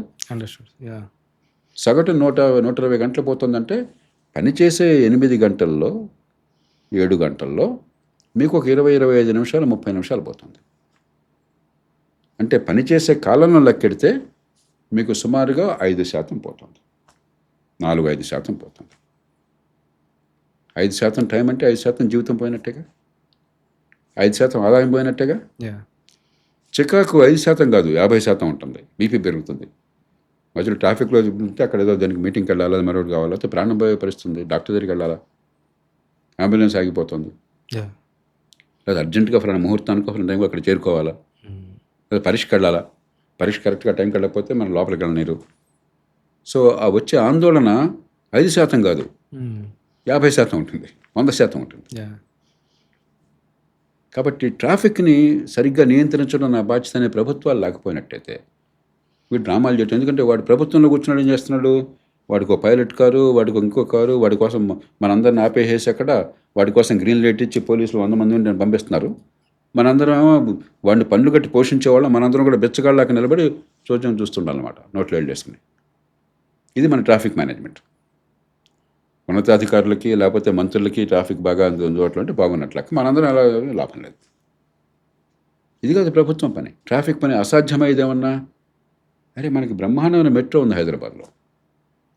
అసలు దేశంలో లాంగెస్ట్ మెట్రో ప్రైవేట్ సెక్టర్ నుంచి వచ్చింది మన నుంచి ఫస్ట్. అసలు ప్రపంచంలో చాలా అరుదుగా వచ్చింది, బ్రహ్మాండంగా చేశారు. 22,000 కోట్లు ఖర్చు పెట్టాం ఆ మెట్రో కోసం అని చెప్పని. ఆ మెట్రో ఫ్రీక్వెన్సీ పెంచలేకపోతున్నాం. ఎక్కిరిసి మెట్రో నడుస్తున్నా కూడా మెట్రోలో ఫ్రీక్వెన్సీ పెంచలేకపోతున్నాం. ఎందుకని 22,000 కోట్లు ఖర్చు పెట్టిన తర్వాత కొత్తగా ఈ కోచ్లు కొనాలంటే ఓకే. 300 కోట్లు కావాలా? 300 కోట్లు లేవు. అదేం సార్? ఇదే వ్యాపారం అనుకోండి, ఏం వ్యాపారంలో దివాలా తీస్తున్నా పనికిరాని గాడిదని తిడతాం మనం. మన ప్రభుత్వం అట్లా చేస్తుంది మన డబ్బులతో. 22,000 crores ఖర్చు పెట్టి. ఎగ్జాక్ట్లీ. ఈ ప్రశ్న అందరిలో రావాలా? అరే 22,000 కోట్లు మన డబ్బులు కదా, ముఖ్యమంత్రి పెట్టలేదు కదా, మనం కదా ఖర్చు రేపు పొద్దున. ఓకే. మన పన్నుల డబ్బుల నుంచి పోతుంది కదా. ఇంత ఖర్చు పెట్టాక వినియోగంలాగా రావడానికి 300 కోట్లు కోచ్లు ఎందుకు కొనలేకపోతున్నారు? అది కొనకుండా ఇంకో 50,000 కోట్లు మెట్రో వేస్తాను ఎందుకు అంటున్నారు? ఇంకో 1,00,000 కోట్ల మెట్రో, 50,000 కోట్ల మెట్రో ఎందుకు చెప్తున్నారు నాకు? హైదరాబాద్కి దాదాపు 550 million gallons per day MGD అంటాం. అంటే 200 కోట్ల లీటర్లు హైదరాబాద్కి 200 కోట్ల లీటర్ల పైన వస్తుంది హైదరాబాద్కి మంచినీళ్ళు. ఓకే. కృష్ణా గోదావరి హైదరాబాద్ నగరానికి ఉన్నంత సౌలభ్యం దేశంలో బహుశా ప్రపంచంలో ఎక్కడ ఉండకపోవచ్చు. 2 పెద్ద నదులు 2 పక్కల ఉన్నాయి, బ్రహ్మాండంగా నీళ్లు తీసుకుంటున్నాం. అయినా మంచినీళ్ళు ఎందుకంటలేదు? లండన్ కంటే నీళ్ళు ఎక్కువ ఇక్కడ హైదరాబాద్కి వస్తుంటే ఓకే. మరి అక్కడ లండన్లో నీళ్ళు లేవని ఏ ఇంట్లో వాడు అనుకోడే, టోక్యోలో వాడు అనుకోడే, న్యూయార్క్లో అనుకోడే. మన హైదరాబాద్లో ఒక్కింట్లో అన్నా మాకు ఏం ప్రాబ్లం లేదండి, మున్సిపల్ వాటర్ పుష్కలంగా వస్తుంది చెప్పాలి, చెప్పండి నాకు. కాబట్టి ట్రాఫిక్ని చూసినట్టయితే ఒకటి ఈ మెట్రో కానీ, ఆర్టీసీ కానీ, ఎంఎంటీఎస్ రైల్వే వాళ్ళది కానీ, ఈ మూటికి సంధానం లేదు అసలు. ఎవడి పని వాడిదే, ఎవరికి వారే ఏమన్నా తీరే. ఈ 3 ఉన్నదే మనందరికీ ట్రాఫిక్ కోసం కదా, ట్రాఫిక్ మేనేజ్మెంట్ ట్రాన్స్పోర్ట్ కోసం కదా. ఈ సంధానం అయ్యే సింగిల్ సిస్టమ్ పెట్టారనుకోండి, ఒకే సంస్థ, ఒకే టికెట్, నాకు అనవసరం ఇది కానీ అది కానీ అది కానీ. ఇప్పుడు లండన్ వెళ్ళారనుకోండి, మీరు అక్కడ లండన్ ట్యూబ్ అంటారు, ట్యూబ్ ఎక్కచ్చు, అండర్ గ్రౌండ్ మెట్రో ఉంటుంది, ఆర్టీసీ అక్కడ లండన్ బస్ ఎక్కచ్చు, లండన్ రైల్వేస్ ట్రైన్ ఎక్కచ్చు. ఆ టికెట్ ఉంటే చాలు, ఎక్కడికి అన్నిటికీ అనుసంధానం ఏంటి సార్? ఆ ముట్టికి ఒకటి అథారిటీ. ఓకే. ఆ ముగ్గురు వాడు లింక్ చేసి చూస్తారు, దీనికి అది నెక్స్ట్ కనెక్షన్, దీనికి కనెక్టింగ్ అని చూసుకుంటారు. దీనికి ఖర్చు ఏం కాదు, ఇంత టెక్నాలజీ ఉంది మనకి. 2 అది పోని బాగు చేసినా కూడా ఇక్కడి నుంచి ఆ మెట్రో స్టేషన్కో బస్ స్టాండ్కి వెళ్ళడానికి మనకి తలప్రాణం తోక్కొస్తుంది. ఇప్పుడు ఎండలు ఉన్నాయి, మీకు సరైన ఏర్పాట్లు లేకపోతే రోడ్డు పక్కన కనీసం పేమెంట్ లేదు, లేకపోతే ఇక్కడి నుంచి అక్కడికి ప్రైవేట్ ట్రాన్స్పోర్ట్ అయినా, లేకపోతే వేరే చిన్న బస్సు కానీ ఇంకోటి కానీ ఏర్పాటు లేదు, లేకపోతే కంఫర్ట్గా నడిచిపోవడానికి 300-500 మీటర్లు అయినా కూడా ఈ మంట అంటూ నడిచిపోతే హీట్ ఎగ్జాస్షన్, హీట్ స్ట్రోక్ వస్తాయి. అది లేదు. కాబట్టి ఆ ఫస్ట్ మైలు లాస్ట్ మైల్ కనెక్టివిటీ లేదు. అక్కడి దాకా బాగున్నా అక్కడి నుంచి ఇంటికి వెళ్ళాలంటే మనకి ఒక 40-50% టైము, 60% దాకా టైము, ఖర్చు ఈ ఫస్ట్ మైలు లాస్ట్ మైల్లో పోతుంది. ఓకే. అది సులభంగా చేయొచ్చు. ప్రైవేట్ పెట్టండి, రకరకాలు పెట్టండి, దాని పద్ధతులు ఉన్నాయి. 3 ట్రాఫిక్ రూల్స్ ఎన్ఫోర్స్ చేయండి. అరే రోడ్డు మీద మన కార్ పార్క్ చేసి ఉంటుంది, ఉన్న రోడ్డు ఉన్నా కూడా అక్కడేదో ఎంక్రోచ్మెంట్ ఉంటుంది, మనం పట్టించుకోం అసలు. ట్రాఫిక్ అయితే కంజెస్ట్ అయిపోతుంది. ఈ 3 ఖర్చు లేని పనులు దీంతో మొదలెట్టండి, చాలా మార్పు వచ్చేస్తుంది. ఎందుకంటే హైదరాబాద్ విశాలమైన రోడ్లు ఉన్నాయి. ప్రభుత్వాలు ఔటర్ రింగ్ రోడ్ దగ్గర నుంచి మెట్రో వేశారు, ఔటర్ రింగ్ రోడ్ వేశారు, మౌలిక సదుపాయాలు చాలా సిటీస్తో పోలిస్తే ఢిల్లీ మినహాయిస్తే మనకు మంచి బాగున్నది. అంగట్లో అన్నీ ఉన్నాయి, రెడ్ నోటీస్ అని ఉన్నది, పనికి మాలిన ప్రభుత్వాలు ఉన్నాయి. అందుకని ఉమ్మడి సేవలు కంటే ప్రభుత్వం అంటే ఈ పార్టీయా, ఆ కులమా, ఎవడెమ్మెల్యేడు, ఎవడైతే మనకేం కావాలయా? నాకు ఉమ్మడి సేవలు ఎట్లా అందినాయి? మంచినీళ్ళు అందుతున్నాయా? మురుగునీటి పారుదల బాగుందా? వర్షం వస్తే వరదలు లేకుండా ఉన్నాయా? మంచి పార్కులు సౌకర్యాలు ఉన్నాయా? చట్టబద్ధ పాలన ఉందా? ఏమైనా తగాదా వస్తే పరిష్కారం గుండా దగ్గరకో ఎమ్మెల్యే దగ్గరకో పోయే కాకుండా, లేకపోతే అన్యాయాన్ని సహిస్తూ కళ్ళనీళ్ళు కాచడం కాకుండా నాకు న్యాయం జరిగే ఏర్పాటు వేగంగా ఉందా? నా పిల్లలకి రక్షణ ఉందా? రోడ్డు మీదకి వెళ్తే ట్రాఫిక్లో యాక్సిడెంట్స్ కాకుండా ఏర్పాటు ఉన్నాయా? ఇది ప్రభుత్వం. ఇంత పని చేస్తానంటాడు, భూములు కబ్జా చేస్తానంటాడు, మరొకటి అంటాడు, ఇంకోటి చేస్తానంటాడు. ఒక 3 సొల్యూషన్స్ చెప్పండి sir. We can start with solving traffic. ఈ 3 ప్రశ్న మొదలెట్టండి. ఒకటి ఇంటిగ్రేటెడ్ అథారిటీ. ఓకే. మెట్రో కావచ్చు, ఎంఎంటీఎస్ కావచ్చు, ఆర్టీసీ కావచ్చు, ఒకే అథారిటీ, ఒకే టోటల్ కోఆర్డినేషన్, ఒకే టికెట్. ఓకే. నా వరకు ఒకటే. ఓకే. 2 ఫస్ట్ అండ్ లాస్ట్ మీద. దాంతోపాటు మా ఇంటి నుంచి అక్కడ మెట్రో స్టేషన్కో ఆర్టీసీ స్టేషన్కో ఒక 6 కిలోమీటర్ ఉందనుకోండి, ఇక్కడి నుంచి అక్కడ నడిచే ఓపిక లేకపోతే, నడిచే ఓపిక ఉంటే నడవడానికి సులభమైన మార్గం ఫుట్పాత్లు కావచ్చు, తర్వాత పైన కవర్ దానిలో కావచ్చు, వెళ్ళేరు. అది లేకుంటే నా శక్తిని బట్టి అది ర్యాపిడో స్కూటర్ కావచ్చు, ఎలక్ట్రిక్ వెహికల్స్ మరొకటి కావచ్చు, ఇక్కడి నుంచి అక్కడ వెళ్ళడానికి ఈజీగా ఏర్పాటు, ఈ టికెట్లోనే ఏర్పాటు చేసేయచ్చు. ఈ first and last mile connectivity రెండోది. మూడోది ఉన్న ట్రాఫిక్ రూల్స్ని, పార్కింగ్ ట్రాఫిక్ రూల్స్ని, ఈ ఎంక్రోచ్మెంట్స్ని రోడ్లకు ఇబ్బంది లేకుండా ప్రాపర్గా ఎన్ఫోర్స్ చేయడం. ఇంత మొదలెట్టండి. ఇది అయిన తర్వాత అప్పుడు మనం ఎప్పుడైతే ట్రాన్స్పోర్ట్ మీద నమ్మకం ఉంటుందో, రద్దీ తగ్గుతుందో, రవాణా కొంచెం సుఖంగా ఉంటుందో, ఈ టైం వేస్ట్ పోతుందో, అప్పుడు మనం చెప్పొచ్చు, ఏమయ్యా మంచి ట్రాన్స్పోర్ట్ ఉంది కదా, ప్రైవేట్ కార్లు ఎందుకు అనవసరంగా వాడుతున్నారు, అటు పెట్రోల్ డీజిల్ ఖర్చు అయిపోతుంది, పొల్యూషన్ పెరిగిపోతుంది, కంజెషన్ పెరిగిపోతుంది, టైం పోతుంది, అప్పుడు చెప్పచ్చు మనం. ఇంకా ఇది చాలదండి అంటే కొత్తగా రోడ్లు వేయచ్చు, ఫ్లైఓవర్లు వేయచ్చు, ఇంకా మెట్రో వేయచ్చు. ఇది చేశాక, ఉన్నది వాడాక 22,000 కోట్లతో మీకు మెట్రో ఫ్రీక్వెన్సీ పెంచకుండా కొత్త మెట్రోలు వేస్తాను హక్కు మీకు ఎక్కడ ఎవరిచ్చాడు? ప్రజల డబ్బు కాబట్టి పెత్తనం చేయడం ఆ తేరగానం. 10% తినొచ్చు అని చెప్పాను నా కమిషనర్ గాను. అది కాదు కదా, మన డబ్బు సద్వినియోగం కావాలి కదా. మన ఇంట్లో డబ్బుని పొదుపుగా వాడుకుంటాం. ఉన్న డబ్బు పరిమితం మనందరికీ. ఆ డబ్బుతో ఎక్కువ లాభం ఎట్లా ఆలోచిస్తాం, అంతే కదా. Yes sir. పిచ్చిగా చేయం కదా. జనం డబ్బు అంటే అంత పిచ్చా? మీ సొంత డబ్బు అంటే జాగ్రత్త చూసుకుంటారు, జనం డబ్బు అంటే పిచ్చా? ఊరికి అలాగ ధారాళం ఖర్చు పెట్టేయడం, తినేయడమా? అన్యాయం కదా. కాబట్టి మన సమస్యలకి చాలా తేలికైన పరిష్కారం అనే మనసు కావాలి. అధికారం అంటే ఆడంబరం కాకుండా ఉమ్మడి సేవలు అందించడం కోసమే అధికారం ఉంది, పన్నులు ఉన్నాయని అర్థం కావాలి. ప్రజలకు అర్థం కావాలా, అక్కడ కూర్చున్న అధికారులను కూర్చున్నకి అర్థం కావాలి. మనకు అది లేదు. ప్రతివాడు నేను సర్పంచ్నైతా, నేను ఎమ్మెల్యేనైతా, ఎందుగా తెలియదు. దానికి 40 కోట్లు ఉన్నాయి సార్, ఎమ్మెల్యే కావాలి నాకు. ₹1 కోటి ఖర్చు పెడతాను సార్, సర్పంచ్ కావాలి. ఎందుకైతే సర్పంచ్ ఏం చేస్తావయ్యా? ఆ మధ్య కర్ణాటకలో సర్పంచ్ పాపం పర్సనల్గా అవసరమే ₹1,00,000 ఏదో అవసరం ఉందని పిల్లల కోసం మాట్లాడుతున్నాడు. నేను అడిగాను ఆయన, ఏమంటే ఎలక్షన్లో పోటీ చేశారు కదా ఈ మధ్యనే మీరు, ఆయన బలహీన వర్గాలకు చెందిన ఆయన కాబట్టి రిజర్వేషన్ల పట్ల అవకాశం వచ్చింది. ఇది పేద ప్రాంతం, ఎంత ఖర్చు పెట్టారు మీరు సర్పంచ్ కావడం కోసం అన్నారు. 10 లక్షలు ఖర్చు అయింది సార్ అన్నాడు. మరి ₹1,00,000 కోసం తంటాలు పెడుతున్నారు, 10 లక్షలు ఎందుకు ఖర్చు పెట్టారు మీరు అన్నాను. ఉన్మాదం సార్, ఉన్మాదం అన్నాడు. అది మన దేశంలో ఉంది ఉన్మాదం. ఈ పదవులంటే ఉన్మాదం, ఎందుకో ఏంటో తెలియని పిచ్చి మనందరిని ఆవహించింది. అసలు ఆ పర్పస్ ఏంటో మర్చిపోయాను. ఎందుకోసం ఈ పదవులు ఉన్నాయి, ఎందుకోసం ప్రభుత్వం ఉంది, ఉమ్మడి సేవలు అందించడం ఎట్లా? అదే సమస్య కాదు. నీ కులమా నా కులమా, నీ కొడుకా నా కొడుకా, ఎవడు తింటాడు, ఎట్లా తింటాడు, ఎవడు ప్రయత్నం చేస్తాడు, ఎవరు అధికారిని శాసిస్తాడు, ఎవరిదైనా ఏడిపిస్తాడు, ఎవడు రౌడీ మామూలు వసూలు చేస్తాడు, ఇది మనకు అధికారంగా ఉంది. ఇందాక మనం పన్నుల గురించి మాట్లాడుతున్నాం కదా, దాన్ని నేను ఒక బిజినెస్ యాంగిల్లో చూద్దాం అనుకుంటున్నా. మ్యాక్సిమం ఎంప్లాయీస్ ఉన్నారు మన ఎకానమీలో, ఒక 20-30% మనం డైరెక్ట్ ట్యాక్స్ కింద వెళ్ళిపోతూ ఉంది. మనం ఏదిగొన్నా ఇండైరెక్ట్ ట్యాక్స్ కింద కూడా కడుతున్నాం. సో ఇప్పుడు మనమే ఒక ఏదైనా బిజినెస్లో మనం ఎవరికైనా రెవెన్యూ ఇస్తున్నామంటే, సర్టన్ పర్సెంటేజ్ ఇస్తున్నామంటే, he's our partner. So they are accountable మన గ్రోత్కి. What is the percentage of return on investment ఇంత పర్సెంటేజ్ ఇస్తున్నందుకు? మీరు చెప్పింది ప్రశ్న సింపుల్గా ఉందని మూడు కోణాలు ఉన్నాయి. ఓకే. ఒకటి, ప్రభుత్వం పన్నులు వసూలు చేయకుండా పని చేయలేదు. వాళ్ళ పని వాళ్ళు చేయాలంటే డబ్బులు కావాలి కదా. మన పని కదా అది, వాళ్ళ పని కాదుగా. మన కోసం చేస్తున్న పని కాబట్టి మనం డబ్బులు ఇవ్వాలి. మనకేమైందంటే పేద దేశాల్లో పన్నుల వాటా మొత్తం జాతీయ సంపదలో తక్కువ ఉంటుంది. ఎందుకంటే మీకు అత్యధిక భాగం పేదరికం ఉన్నప్పుడు మీకు రోజు తినడానికి, ఉండడానికి, తిండి, గుడ్డ, ఇల్లు, దీనికే ఖర్చు అవుతుంది. ఇంకా మీరు పన్నులు ఎక్కడ కడతారు? కాబట్టి పేదరికం ఎంత ఎక్కువ ఉంటే పన్నుల వాటా అంత తక్కువ ఉంటుంది జాతీయ సంపదలో. ఓకే. ఉదాహరణకి సంపన్న దేశాలు, యూరప్ తీసుకోండి, అమెరికా తీసుకోండి. ఆ దేశాల పరిస్థితిని బట్టి, అక్కడ రాజకీయాన్ని బట్టి 30 నుంచి 35, కొన్ని దేశాలు 50% దాకా ఉంటుంది. అంటే ₹100 మొత్తం జాతీయ సంపద ఉంటే ₹30, ₹35 చాలా దేశాల్లో ఉంది. కొన్ని దేశాల్లో, స్కాండినేవియా దేశాల్లో 45-50 దాకా ఉంది. మంది ₹16-17, ₹18 వల్ల ఉన్నాం.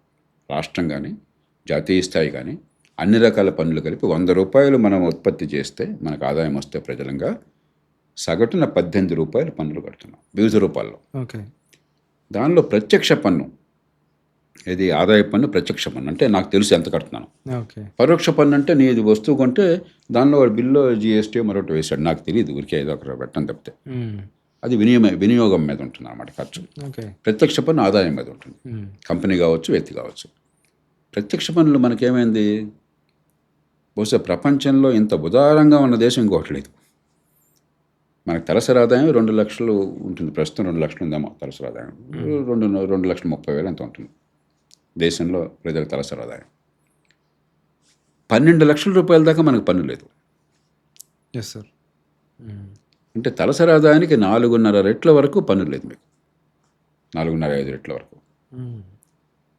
ప్రపంచంలో ఇప్పుడు అమెరికా తీసుకోండి ఉదాహరణకి. అమెరికా తలసరి ఆదాయం $75,000 కాస్త అటు ఇటుగా. ఓకే. మీకు $15,000 దాటితే పన్ను కట్టాలి. బా, ట్యాక్స్ పేర్స్ ఎక్కువ ఉన్నారు అక్కడ. కాబట్టి ఎంతో కొంత ఎక్కువ పెట్టరు. తక్కువ ఆదాయం అంటే పన్ను ఎక్కువ ఉండదు, ఓకే. కానీ ఎంతో కొంత కట్టాలి. పన్ను లేకుండా ఉండదు ఆదాయం. మనకేమిటి, ప్రత్యక్ష పన్ను లేకపోయేసరికి నా పన్నుల డబ్బు వాళ్ళు వసూలు చేస్తున్నారన్న స్పృహ మనకు లేదు. ఓకే. ఎక్కువ పరోక్ష పన్ను మీద ఆధారపడాల్సి వస్తుంది, ఓకే. ఇండైరెక్ట్ ట్యాక్స్ మీద. ఇండైరెక్ట్ ట్యాక్స్ మీద. Okay sir. ఓకే. ఇది ఒకటి ముందు అర్థం చేసుకోవాలి. రెండో సమస్య, డబ్బు మన జేబుల్లోంచి పోతుంది. మనకి పన్ను కట్టేప్పుడు ఆ బాధ మనకు తెలుస్తుంది. పన్ను తీసుకున్నాడికి నొప్పేం లేదు, పెత్తనం వాడు చేస్తున్నాడు. బాధపడేది మనం, డబ్బులు సంపాదించి ఇచ్చేది మనం, పెత్తనం చేసేది వాడు. పేనుకి పెత్తనం వేస్తే తలంతా గొరుగుతుందంటారు. నాది కాదు కదా, ఖర్చు పెట్టేసి అధికారం నాకు చేతిలో ఉంది కదా. కాబట్టి నాకు ఆడంబరాలు కావాలి. అవినీతి లేదనుకున్నా కూడా నాకు ఆడంబరాలు కావాలి. నాకు మామూలుగా సరే, ఇప్పుడు ఒక అధికారి మన దేశం అంటే ఉష్ణ దేశంలో ఏసీ కారు వద్దని నేను అంటలా. ఏసీ కారు 10 లక్షల రూపాయల్లో చేయొచ్చు, 50 లక్షల రూపాయల్లో చేయొచ్చు, ₹1,00,00,000 చేయొచ్చు. మరి డబ్బు ప్రజలది కదా, జనాంది కదా. నాకు ₹1,00,00,000 కారు కావాలా, నాకు విలాసమైనటువంటి వస్తుంది. ఎందుకంటే అంటే డబ్బుని సొంతంగా చాలా పొదుపుగా వాడే మనుషులు ప్రభుత్వంలో అధికారం రాగానే విచ్చలవిడిగా ఖర్చు పెడుతున్నారు, నాది కాదు కదా. దాంతోపాటు లంచం. ప్రతి పనికి అడుగడుగునా కూడా ఒక చిన్న ప్రాజెక్ట్ కడితే ఒక రోడ్డు నిర్మాణం ఉన్నది, లేకపోతే ఒక ఇరిగేషన్ ప్రాజెక్ట్ ఉన్నది, లేకపోతే మరొకటి ఉన్నది. మనందరికీ తెలుసు కదా ప్రభుత్వంలో లంచాల సంగతి. అది తెలియని వాళ్ళు ఎవరైనా ఉన్నారా? తెలిసిందే సార్. కాబట్టి ఓ పక్కనేమో విచ్చలవిడిగా దుబారా ఖర్చు, రెండు పక్కన లంచాలు. దాంతో ఏమవుతుంది, ROI అన్నారు. ఎస్. నేను ₹1,00,00,000 ఖర్చు పెట్టాల్సింది నేను దానిలో 10% కమిషన్లు మింగి, కొన్ని చోట్ల 20% కమిషన్లు మింగి, అది కూడా మళ్ళీ నాకు కావాల్సిన వాడుకో, నా బామ్మరిదికో, నా కులం వాడుకో, మరొకటికో కాంట్రాక్టు అప్పనంగా కట్టబెట్టి అర్హత నడుక రకరకాల పద్ధతుల ద్వారా వాడు మరింత దోచేసుకుని, వాడు ఏదో పని బాగా చేసి 5% 10% తీసుకుందాం అని చెప్పి అనుకోవట్లా. అసలు పనే లేకుండా ఏదో గాయబ్ చేసి మొత్తం తినేద్దాం అనుకుంటున్నాడు. అప్పుడు ROI ఎట్లా వస్తుంది? ఖర్చు కనిపిస్తుంది కానీ ఫలితం రాదు చాలా సందర్భాల్లో. మూడోది, అసలు ప్రాధాన్యాలు, ప్రయారిటీసే తప్పు. నేను అందుకనే ఈ కాళేశ్వరం ప్రాజెక్టు మీద అంతకుముందు దాన్ని చేవళ్ళ ప్రాణహిత అనేవాళ్ళు. చేవళ్ళ ప్రాణహిత ఉన్న కాలం నుంచి గొంతెత్తినవాడు నేను. ఇరిగేషన్ అంటే నాకు ప్రాణం. వ్యవసాయం మీద నేను చాలా కృషి చేశాను. తెలుగు రాష్ట్రాల్లోనూ కర్ణాటకలో అందరికీ తెలుసు. వ్యవసాయ రంగంలో రైతుల మేలు కోసం ఎన్ని పనులు చేశాను. మన దేశంలో ఆహార ధాన్యాలు ఇబ్బడి ముబ్బడిగా ఉండి మిగులుంటే విదేశాలకి ఎగుమతులు నిషేధించారు బియ్యాన్ని. నా పోరాటం వల్ల ఎగుమతులు నిషేధం తొలగింది. ఇండియా అప్పటి నుంచి ఇప్పటిదాకా నెంబర్ 1 ఎక్స్పోర్టర్ ప్రపంచంలో రైస్. నేను గట్టిగా పోరాటం చేసి విజయం సాధించేదాకా పామ్ ఆయిల్ ఇంపోర్ట్లో డ్యూటీ లేదు. ఓకే. కాబట్టి మన రైతులు వేరుశనగ నూనెగా మరొక ఉత్పత్తి చేసే వాళ్ళకి పామ్ ఆయిల్ రేటు తట్టుకోలేకపోతున్నారు. ఓకే. కాబట్టి నేను పోరాడి 30-35% ఇంపోర్ట్ డ్యూటీ పెట్టించాను. ఓకే. 2011లో నేను పోరాడేదాకా పక్క రాష్ట్రానికి అమ్ముకునే స్వేచ్ఛ కూడా లేదు. ధాన్యం ₹750 అప్పుడు ఉమ్మడి ఆంధ్రప్రదేశ్లో ఉంటే, కర్ణాటకలో మహారాష్ట్రలో ₹1,200 అదే ధాన్యం. ఎందుకంటే ఇక్కడ అమ్ము కూడా నిషేధించారు పక్క రాష్ట్రానికి. నేను అప్పుడు పాదయాత్ర చేసి సంఖ్యలు వేసుకుని ఆ నిషేధాన్ని ఉల్లంఘించి దమ్ముంటే అరెస్ట్ చేయండి అని చెప్పని నేను చేయగానే మొత్తం దేశంలో ఈ అడ్డు తొలగిపోయింది, స్వేచ్ఛ వాణిజ్యం. ఇలా ఎన్నో చేశాను. అలాగే నీటిపారుదలకి ప్రభుత్వంలో ఉండగా ఎంత చేశానో ప్రకాశ్ నీళ్ళు అడగండి, మరో చోట అడగండి, వాళ్ళు చెప్తారు. కానీ అంటే అర్థం, మనం పెట్టే ఖర్చుకి వచ్చే ఫలితానికి సంబంధం లేకుండా పిచ్చిగా ఖర్చు పెట్టమని కాదు. చాలామంది అడుగుతుంటే, ఏం సార్ రైతులకు మంచే కదా, మీరు ఎందుకు అంత అడ్డుకుంటున్నారు? నాకేం రైతులకు మంచి జరగకూడదని కాదు. ఎకరాకి 5-6 లక్షల రూపాయలు మీరు క్యాపిటల్ ఇన్వెస్ట్మెంట్ ఇరిగేషన్ రావడానికి ఎకరాకి 5-6 లక్షల రూపాయలు. మ్మ్. ఆ పైన ప్రెషర్ మెయిన్లో ఉన్నాయి కాబట్టి కాన్స్టెంట్గా రీప్లేస్ చేయాలి, మెయింటెనెన్స్ కాస్ట్ చాలా అవుతుంది. ఆ పైన 7,700 మెగావాట్ల విద్యుత్తుని ఈ పంపింగ్ కోసం మీరు వాడాలి, ఆ పంపింగ్ కాస్ట్ అవుతుంది. వచ్చిన అప్పు మీద వడ్డీలు కట్టాలా? సరస వడ్డీ 6%, 7% వేసుకున్నా కూడా ఈ వడ్డీలు కానీ, మెయింటెనెన్స్ కానీ, విద్యుత్ కాస్ట్ కానీ మొత్తం కలిపితే క్యాపిటల్ కాస్ట్ 5-6 లక్షలు పోగా ఏడాదికి ఎకరాకి 40,000-50,000 రూపాయలు కనీసం ఖర్చు అవుతుంది. ఏడాదికి ఎకరాకి మీకు నెట్ ఇన్కమ్ ఎంత పెరుగుతుంది? బాగా పెరిగితే 10,000-15,000 పెరుగుతుంది. నేను అందుకే నానాడు చెప్పాను, అరే గవర్నమెంట్కి అంత డబ్బులు ఉంటే బ్యాంకులో వేసే వడ్డీ ఇవ్వండి రైతులకు, కనీసం ఈ 40,000 ఖర్చు తగ్గుతుంది పోతుంది దానికి ఎకరాకి అని చెప్పి. కాబట్టి ప్రాధాన్యాలు గ్లామర్ కొద్దీనో ఏదో చేస్తున్నాం అన్న బ్రహ్మ ప్రజలకేం పాపం విషయం అర్థం కాదు. మరి ఎంత పెద్ద ప్రాజెక్ట్ ఉంటే అంత పెద్దగా తేలిగ్గా కొన్ని వేల కోట్లు మన చేతికి వస్తాయి, మన రాజకీయానికి కానీ సొంతంగా చేసుకోవడానికి. కాబట్టి ఈ 3 కారణాలు, 3 అంశాలు లోతుగా వెళ్ళాలి. పన్నులు అవసరం, పన్నుల సద్వినియోగం కావాలి. దీంతోపాటు అధికారం ఎప్పుడైతే కేంద్రీకృతం అయిందో అసలు మన డబ్బు ఎక్కడికి పోతుందో మనకు అర్థం కాదు. అదే మన ఊళ్ళో, మన మున్సిపాలిటీలో, మన వార్డులో మన కళ్ళ దగ్గర ఎక్కువ భాగం ఖర్చు అయింది అనుకోండి, మనకు కనీసం తెలుస్తుంది ఈ డబ్బు మన పన్నులు కడుతున్నాం, ఇది జరిగింది జరగలేదు తెలుస్తుంది. అది తెలియకుండా మొత్తం అధికారం అంతా ముఖ్యమంత్రే. మన దేశంలో ఇంకెవ్వరు లేరు. ప్రధానమంత్రి, ముఖ్యమంత్రి, జిల్లా కలెక్టర్. ఆ కలెక్టర్ ప్రాధాన్యత తగ్గింది, ప్రధానమంత్రి కంటే ముఖ్యమంత్రి ఇప్పుడు సర్వాధికారి. దేశంలో ఇవాళ ప్రస్తుత పరిస్థితుల్లో మొత్తం అధికారం అంతా ముఖ్యమంత్రి చేతుల్లో ఉంటుంది. ఓకే, ఆయన బుర్రలో ఏం పుడితే అది మంచి కావచ్చు, చెడు కావచ్చు. కాబట్టి ఈ పన్నులు సద్వినియోగం కావాలంటే నా పన్ను డబ్బు ఎక్కడికి పోతుందో నాకు అర్థం కావాలి. నేను కట్టే పన్నులకి నాకు అందే ఫలితాలకి మధ్య సంబంధం అర్థమైంది అనుకోండి, ఇంకో 10 రూపాయలు అదనం కడతాను కావాలంటే. కడితే ఏమవుతుందో నాకు తెలుసు కాబట్టి సంతోషంగా చేస్తాను. అందుకని పన్నులు కట్టించుకుంటారు కానీ నాకు పన్నులు కావట్లేదు, జీవితం నరకంగా ఉందంటే మనకందరికీ బలవంతంగా కడుతున్నా తప్ప సంతోషంగా కట్టేవాళ్ళు ఎవరున్నారా భారతదేశంలో? పన్నులు, ఇన్కమ్ ట్యాక్స్ మీరు కానీ నేను కానీ ఇన్కమ్ ట్యాక్స్ రిటర్న్స్ ఫైల్ చేసినప్పుడు, అడ్వాన్స్ ట్యాక్స్ కట్టినప్పుడు, తర్వాత ట్యాక్స్ కట్టినప్పుడు కర్మజాలక పెనాల్టీగా కడుతున్నాను తప్పితే సంతోషంగా కట్టలేదు. ఈ డబ్బు వల్ల నాకు ఫలితం వస్తుందన్న నమ్మకం నాకు కలగట్లా. ఇట్లా ట్రాఫిక్లో ఒకసారి వెళ్తున్నప్పుడు ఒక సిగ్నల్ దగ్గర ఆగాను సార్. అక్కడ ఒక చిన్న పాప ఉన్నది. వాళ్ళ అమ్మ ఏం చేసిందంటే కొబ్బరి బొండం తాగుతాం కదా, ఆ స్ట్రా తీసుకుని 2 రూపీస్ వాటర్ కవర్ ఉంటుంది కదా ప్యాకెట్, దాన్ని కట్టి ఆమెకి ఇస్తే ఆమె మెడలో వేసుకొని ఎంత హ్యాపీ ఫీల్ అయ్యి వెళ్తుందో. అట్లాంటి సిచ్యువేషన్ చూసినప్పుడు మనం కడుతున్నాం కదా ట్యాక్సెస్, మనకు ఉపయోగపడకపోవచ్చు maybe, at least for them education అనేది ఇంపార్టెంట్, వాళ్ళకు కూడా లేదు కదా అన్న ఒక థాట్ వస్తే అది బయట ఎండల వల్ల కంటే ఇట్లాంటివి చూసి మస్తు బాధ అనిపిస్తుంది. ఖర్చు పెడుతూ. ఇప్పుడు ఎడ్యుకేషన్ గురించి చెప్పారు మీరు. యా, తెలంగాణ గవర్నమెంట్ ముఖ్యమంత్రి గారు స్వయంగా చెప్పారు, ఇంకా పెరిగింది. ఇప్పుడు 1,08,000 రూపాయలు ఒక్కొక్క బిడ్డ మీద స్కూల్ ఎడ్యుకేషన్ కోసం ఖర్చు పెడుతుంది ఏడాదికి. ఓకే, 1,08,000 రూపాయలు ఖర్చు అయితే నిరుపేద కుటుంబాలు సైతం నెలకు 3-4 వేల రూపాయలు ఫీజులు కట్టి ప్రైవేట్ స్కూళ్ళకి పంపిస్తున్నారు. అక్కడ చదువు రాదన్నటువంటి ఆందోళనతో ప్రైవేట్ స్కూల్లో కూడా అట్లా ప్రభుత్వం అజమాయిషీ లేదు కాబట్టి, పట్టించుకుంటుంది కాబట్టి ఏం జరుగుతుంది, చెత్త పరీక్షలు పెడుతున్నారు కాబట్టి. అంటే ఖర్చు పెడుతున్నారు, ఫలితం ఏమైంది నాకు? అంత ఖర్చు పెట్టాక పిల్లలకి మంచి చదువు రావాలి కదా. చైనాలో అభ్రంగా చెప్పుకున్నాం ఇందాక, ఎన్నో దేశాల నుంచి గొప్పగా చెప్పుకుంటున్నాం. మరి ఈ దేశం గురించి ఎందుకు గొప్పగా చెప్పుకోలేకపోతున్నాం? డబ్బంతా వృధా అయిపోతుంది. రిటర్న్ ఇన్వెస్ట్మెంట్ ఏమన్నా, అన్నిటికీ రిటర్న్ ఊరికే డబ్బుల రూపంలో రాదు. విద్య అందరికీ అని చెప్పి మేధస్ వికసించింది అనుకోండి, నైపుణ్యం వచ్చింది అనుకోండి, తన కాళ్ళ మీద నిలబడగలిగారు అనుకోండి, మంచి పౌరులుగా తయారనుకోండి, అది మంచి రిటర్న్. అది ఏ రిటర్న్ వస్తుంది విద్యకి? మన సోకాళ్ళు మేధావులు కూడా ఇంకా విద్య కోసం డబ్బులు ఖర్చు పెట్టంటున్నారు కానీ పెట్టిన ఖర్చుకి ఏం ఫలితం వస్తుందో చూడాలి. అసలు ఇన్ని లక్షల కోట్ల రూపాయలు దేశంలో విద్య ఖర్చు అవుతుంటే సమాజానికి లాభం రావాలి కదా. నిరుపేద కుటుంబాలు, రిక్షా కార్మికులు సైతం ఎందుకని పిల్లల్ని ప్రైవేట్ స్కూల్లో పంపించాల్సి వస్తుంది? శక్తికి మించి డబ్బులు కట్టి ఆ చర్చ వేసుకోవట్లే, అసలు ఆ ప్రశ్న వేసుకోవట్లే మనం. అది ఏ రాష్ట్రమైన అట్లా ఉంది. తెలంగాణ ముఖ్యమంత్రి గారు పెద్ద ప్రకటనలు వేసుకున్నారు, 11,000 కొత్తగా ఉద్యోగాలు కల్పించాం టీచర్లకి. అరే టీచర్లు ఇందాక చెప్పే కదా, టీచర్లు పుష్కలంగా ఉన్నారు. మనకి సమస్య అది కాదు. గవర్నమెంట్ స్కూల్లో పిల్లల సంఖ్య తగ్గుతోంది, టీచర్లు ఎక్కువ మంది ఉన్నారు, అక్కడ పాఠాలు చెప్పేవాళ్ళు లేరు, పిల్లలకి పాఠాలు రావట్లేదు, విద్య నేర్చుకోలేకపోతున్నారు. అసలు సమస్య అది. ఆంధ్రప్రదేశ్లో మెగా డిఎస్సి అంటే ఉద్యోగాలు కల్పించే కార్యక్రమాలు తప్ప పిల్లలకు విద్య అందించే కార్యక్రమాలు కాదు ఇవి. ఒక 50% వస్తుందా సార్? 60 కనీసం ఏమన్నారు? రిటర్న్ ఆఫ్ ఇన్వెస్ట్మెంట్ ఒక 50% అని వస్తుందే మనకు విద్యలోనా? అన్ని ఓవరాల్గా కన్సిడర్ చేసుకుంటే considering the values that we are getting. కొన్ని రంగాల్లో 10% కూడా రావట్లేదు, విద్యలో 10% కూడా రావట్లేదు, ఓకే. ఆరోగ్యంలో 60-70% వస్తుంది.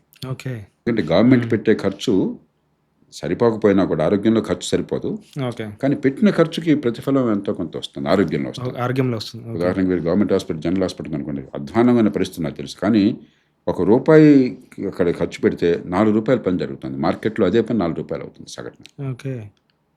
కొరతలు చాలా ఉన్నాయి. మ్మ్. కాబట్టి ఓవరాల్గా బహుశా ₹100కి ₹30-40 పని అవుతుందేమో. కొంచెం నేను ఉదారంగా ఉంటాను ఇప్పుడు. ఓకే. Okay sir. విద్యలో చెప్పాను కదా 10% కూడా రావట్లేదు, ఆరోగ్యంలో 60-70-80% వస్తుంది.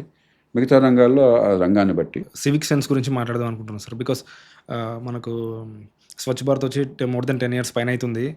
అండ్ ఇక్కడ గమనిస్తే అంటే whose fault is it sir? అంటే పబ్లిక్దే, అంటే అందరూ నేర్పిస్తూ ఉన్నారు చాలామంది. అప్పుడు నాకు తెలిసి సో మచ్ ఆఫ్ హైప్ జరిగింది. హైప్ వచ్చి సెలబ్రిటీస్ వచ్చారు రోడ్ల మీదకి, ఊడవడం జరిగింది. హైజీన్ కొంచెం పెరిగిందని అనుకుంటున్నాను నేను చూస్తున్న దాని ప్రకారం. బట్ ఎంతవరకు అది అచీవ్ చేశాము, ప్లస్ అది మారుతుందా అనేది. మంచి ప్రశ్న. ముందు స్పెసిఫిక్ దానిలోకి వచ్చే ముందు జనరల్ ఇష్యూ నేను ఎప్పుడు పబ్లిక్గా చెప్తుంటాను. మన సమాజంలో అద్భుతమైన లక్షణాలు చాలా ఉన్నాయి. ధర్మ నిరతున్నది, మనలో కొంత పిచ్చి ఉన్నా, ఉన్మాదం ఉన్నా, సంకుచితత్వం ఉన్నా కూడా ఒక గీత దాటి మనం ఎక్కువ చేయం. కులం కానీ, మతం కానీ, ప్రాంతం కానీ, భాష కానీ మనకి కొంచెం ఉంటాయి, ఒకడు ప్రెజుడిసెస్ ఉన్నాయి. తమిళాన్ని అరవం అంటాం, వాడు మన ఇంకో రకంగా అంటాడు. కానీ ఒక గేట్ దాటి చచ్చే తప్పు ఇదే అని ఒక భావం మనలో అంతర్గతంగా ఒక కంపాస్ ఉంది, మొరల్ కంపాస్. కాఠిన్యం లేదు మన సమాజంలో. కొంచెం తీవ్రంగా విరుచుకుపడి వాడిని మనం ద్వేషంతో వాడిని చేయాలని చెప్పని లేదు. కొంచెం మనం కొద్దిగా పోన్లే పాపం అన్న భావం ఉంది, which is a good thing. Tolerance, కొన్ని మంచి టాలరెన్స్ ఉంది. కానీ మన సమాజంలో, ప్రతి సమాజంలో ఉన్నట్టుగానే కొన్ని అవలక్షణాలు కూడా ఉన్నాయి. అవలక్షణాలు అన్నీ ఒకటే ఉండవు, ఒక్కో సమాజంలో ఒక రకం ఉంటాయి. మంచి లక్షణాలు ఒక్కొక్క సమాజంలో ఒక రకంగా ఉంటాయి, అవలక్షణాలు ఒక్కో సమాజంలో ఒక రకంగా ఉంటాయి. వాటిలో ఒక అవలక్షణం మీరు చెప్పింది, మంది హితాన్ని గురించి అర్థం చేసుకోవటం. తుప్పుకు నుమ్మేస్తాం రోడ్డు మీద. చదువుకున్నాడు కూడా, వాడు మళ్ళీ మంచి బట్టలు వేసుకుంటాడు, కేబీఆర్ పార్క్ నడుస్తుంటాడు, రోడ్డు మీద వస్తాడు. కనీసం రోడ్డు పక్కకి పోయవచ్చు కదా. అక్కడ కేబీఆర్ పార్క్ అంటే అటవీ ప్రాంతమే కాబట్టి పక్కకి వేస్తే అది ఏం కాదు. అప్పుడు రోడ్డు మీద తుప్పును వస్తాడు, ఆయనకి తట్టదు వాడికి. లేకపోతే పొగాకు, తంబాకు మరొకటి పెట్టుకుని, లేకపోతే ఇంకోటి చేసి తుప్పు నేను ఎక్కడ చూసినా కూడా మీకు గోడల పక్కన అక్కడ దర్శనం ఇస్తుంటుంది. మన ఇంట్లో శుభ్రంగా ఉంచుకుంటాం, ఇంటి బయట చెత్తలోంచి ఇంటి బయట పారేస్తాం. అది మన ఇల్లు బయట మనకు అవగాహన లేదు. ట్రాఫిక్ సంగతి చెప్పనక్కర్లేదు. మనకి రెడ్ లైట్ ఉన్నా సరే డామని వెళ్ళిపోతుంటాము. మరి ఆ రోడ్డు క్రాస్ చేసేవాళ్ళు, మీ గ్రీన్ ఉంటే ఆ వెహికల్స్ మీ వెళుతుంటే సుతారంగా మొబైల్ ఫోన్ చూసుకుంటూ నెమ్మదిగా పెళ్లి నడక నడుస్తూ, మళ్ళీ అది కూడా అసలు మనం బతకాలి, చచ్చిపోతామని భయం కూడా ఉండదు, అలా నెమ్మదిగా రోడ్డు క్రాస్ చేస్తూ ఉంటారు. సో ఈ సివిక్ సెన్స్ ఈ రకంగా కామన్ ఫేట్ అనేది తక్కువది. కానీ ఇది సమాజంలో ఉన్న లక్షణం, అది శాశ్వతం కాదు. అది ప్రభుత్వం ఎందుకున్నది? ఆ సివిక్ సెన్స్ లేకపోతే నష్టాన్ని మనకు చూపెట్టాలి, పొరపాటు చేస్తే పెనాల్టీ వేయాలి. ఉదాహరణకి నేను ట్రాఫిక్లో రెడ్ లైట్ ఉన్నా కూడా డామిని వెళ్ళిపోయాను, అందరికీ అసౌకర్యం కలుగుతుంది, లేకపోతే లెఫ్ట్ నుంచి ఓవర్టేక్ చేశాను, నాకు వెంటనే గట్టిగా పెనాల్టీ పడింది, లేకపోతే డ్రైవింగ్ లైసెన్స్ పోయింది అనుకోండి, నెక్స్ట్ టైం ఒడి దగ్గర పెట్టుకుంటాను. నాకేం కాదనుకోండి, పెనాల్టీ వేసినా కూడా ఏదో గవర్నమెంట్ వచ్చేసి ఓట్ల కోసం అని చెప్పని 90% పెనాల్టీ ఎత్తి పరేసాం అంటున్నారు కదా. మీరు కట్టేసి 10% కడితే మిగతా ఎత్తేస్తాం, మీకేందుకు పర్లేదు అన్నారు అనుకోండి, నాకు ఇంకా భయం ఏముంది? తప్పు చేస్తే శిక్ష పడకపోతే, మంచి చేస్తే మీకు మరి లాభం కనిపించకపోతే, ప్రతివాడు సొంత తాత్కాలిక లాభం కోసం తప్పు చేస్తాడు. సో ట్రాఫిక్ ఖచ్చితంగా మీరు అన్నది వాస్తవం, సివిక్ సెన్స్ లేకపోవడం వాస్తవం. కానీ ఇది తేలిగ్గా మార్చగలిగింది. ఇదే దేశంలో కొన్ని ఆఫీసుల్లో చూడండి, కొన్ని కంపెనీల్లో చూడండి, చాలా క్రమశిక్షణ ఉంటుంది. అక్కడి నుంచి బయట రాగానే క్రమశిక్షణ పోతుంది. రోడ్డు మీద అప్పటి చెత్తనం వేసేస్తుంటాం. చాలా ఆఫీసులు స్పెక్ అండ్ స్పాన్గా ఉంటాయి, అక్కడ ఎవరు వేరే అలాగా. అదే మనిషి బయటకు వస్తే ఎందుకు వేస్తున్నాడు? మీరు కింద లెటర్ చేస్తే మీకేం నష్టం కనిపించట్లా. సింగపూర్లో ఏమనండి, వీళ్ళని వెళ్ళి ఇదే మనుషులు సింగపూర్ వెళ్ళి ఏమనండి, ఒక్క దెబ్బకి పెనాల్టీ పడితే మళ్ళీ పొరపాటున జీవితంలో లెటర్ చేయరు, రోడ్డు మీద చెత్తను పాడారు. నేను దేశంలో మొట్టమొదటిసారిగా దేశం బయటకు వెళ్ళింది నెదర్లాండ్స్కి, 1992 అనుకుంటాను. మేము సహకార బ్యాంకుల నుంచి ఉన్నతాధికారులు దేశం నలుమూల నుంచి 10 మంది వెళ్ళాం. ఆ రోజు సాయంత్రం వెళుతుంటే చిన్న పట్టణం అది, వాహనంగానని చెప్పని ఒక 200-300 మీటర్లు నడిచి వెళ్ళాలి మేము. సాయంత్రం 5 గంటలకి మాకు ఒక రిసెప్షన్ ఏర్పాటు చేశారు, డిన్నర్ అదని. నడిచి వెళుతున్నాం, హోటల్ రూమ్ నుంచి మేము వెళుతున్నాం. ఒక్క వెహికల్ కూడా లేదు, నిర్మానుష్యంగా ఉంది. ఎందుకంటే వర్కింగ్ డే అక్కడ. 4 గంటలకే వాడు 7 గంటలకు మొదలెడతారు, మనలా కాదు, తీరిగ్గా 11 గంటలకు కాదు. ఆ దేశాల్లో 7 గంటలకు పని మొదలెడతారు. 4 గంటలకు పని అయిపోతుంది. వర్కింగ్ డే అయితే అర్లీగా భోజనం చేసి పడుకుంటారు, మళ్ళీ మన్నాడు పొద్దున్నే పనికి వెళ్ళిపోతారు. అది చిన్న పట్టణం, అంచేత ఒక్క వెహికల్ కూడా లేదు రోడ్డు మీద. మనం అందరం హైదరాబాద్ అలవాటు కదా, మనకి హైదరాబాద్, బెంగళూరు, చెన్నై అలవాటు కదా. గబగబా రోడ్డు క్రాస్ చేస్తుంటే ఒక డచ్ లేడీ, ఒక ఆమె రోడ్డు మీద నుంచి మమ్మల్ని ఎస్కార్ట్ చేస్తుంది. వాడు జెంటిల్మెన్ ప్లీజ్ వెయిట్ అంది. అందరం మగవాళ్ళం సిగ్గుపడుతూ స్కూల్ పిల్లల్లాగా వెనక్కి వచ్చాం మళ్ళీ మేము. ఆవిడ బటన్ నొక్కింది ఆ వాక్ సైన్ రావడం కోసం. ఒక్క వెహికల్ లేదు రోడ్డు మీద, నిర్మానుష్యంగా ఉంది. ఆ గ్రీన్ వచ్చి వాక్ సైన్ వచ్చేదాకా ఒక్కళ్ళం మేము దాట్లా. ఆ గ్రీన్ వచ్చాక దాటాం. అక్కడున్న 15 రోజులు అందరం పర్ఫెక్ట్గా ట్రాఫిక్ రూల్స్ అన్నీ ఫాలో అయ్యాం. మళ్ళీ హైదరాబాద్ లాగానే మామూలే, మీ ట్రాఫిక్ రూల్స్ ఫాలో అయితే మేము ఎక్కడ ఉండిపోతున్నారా?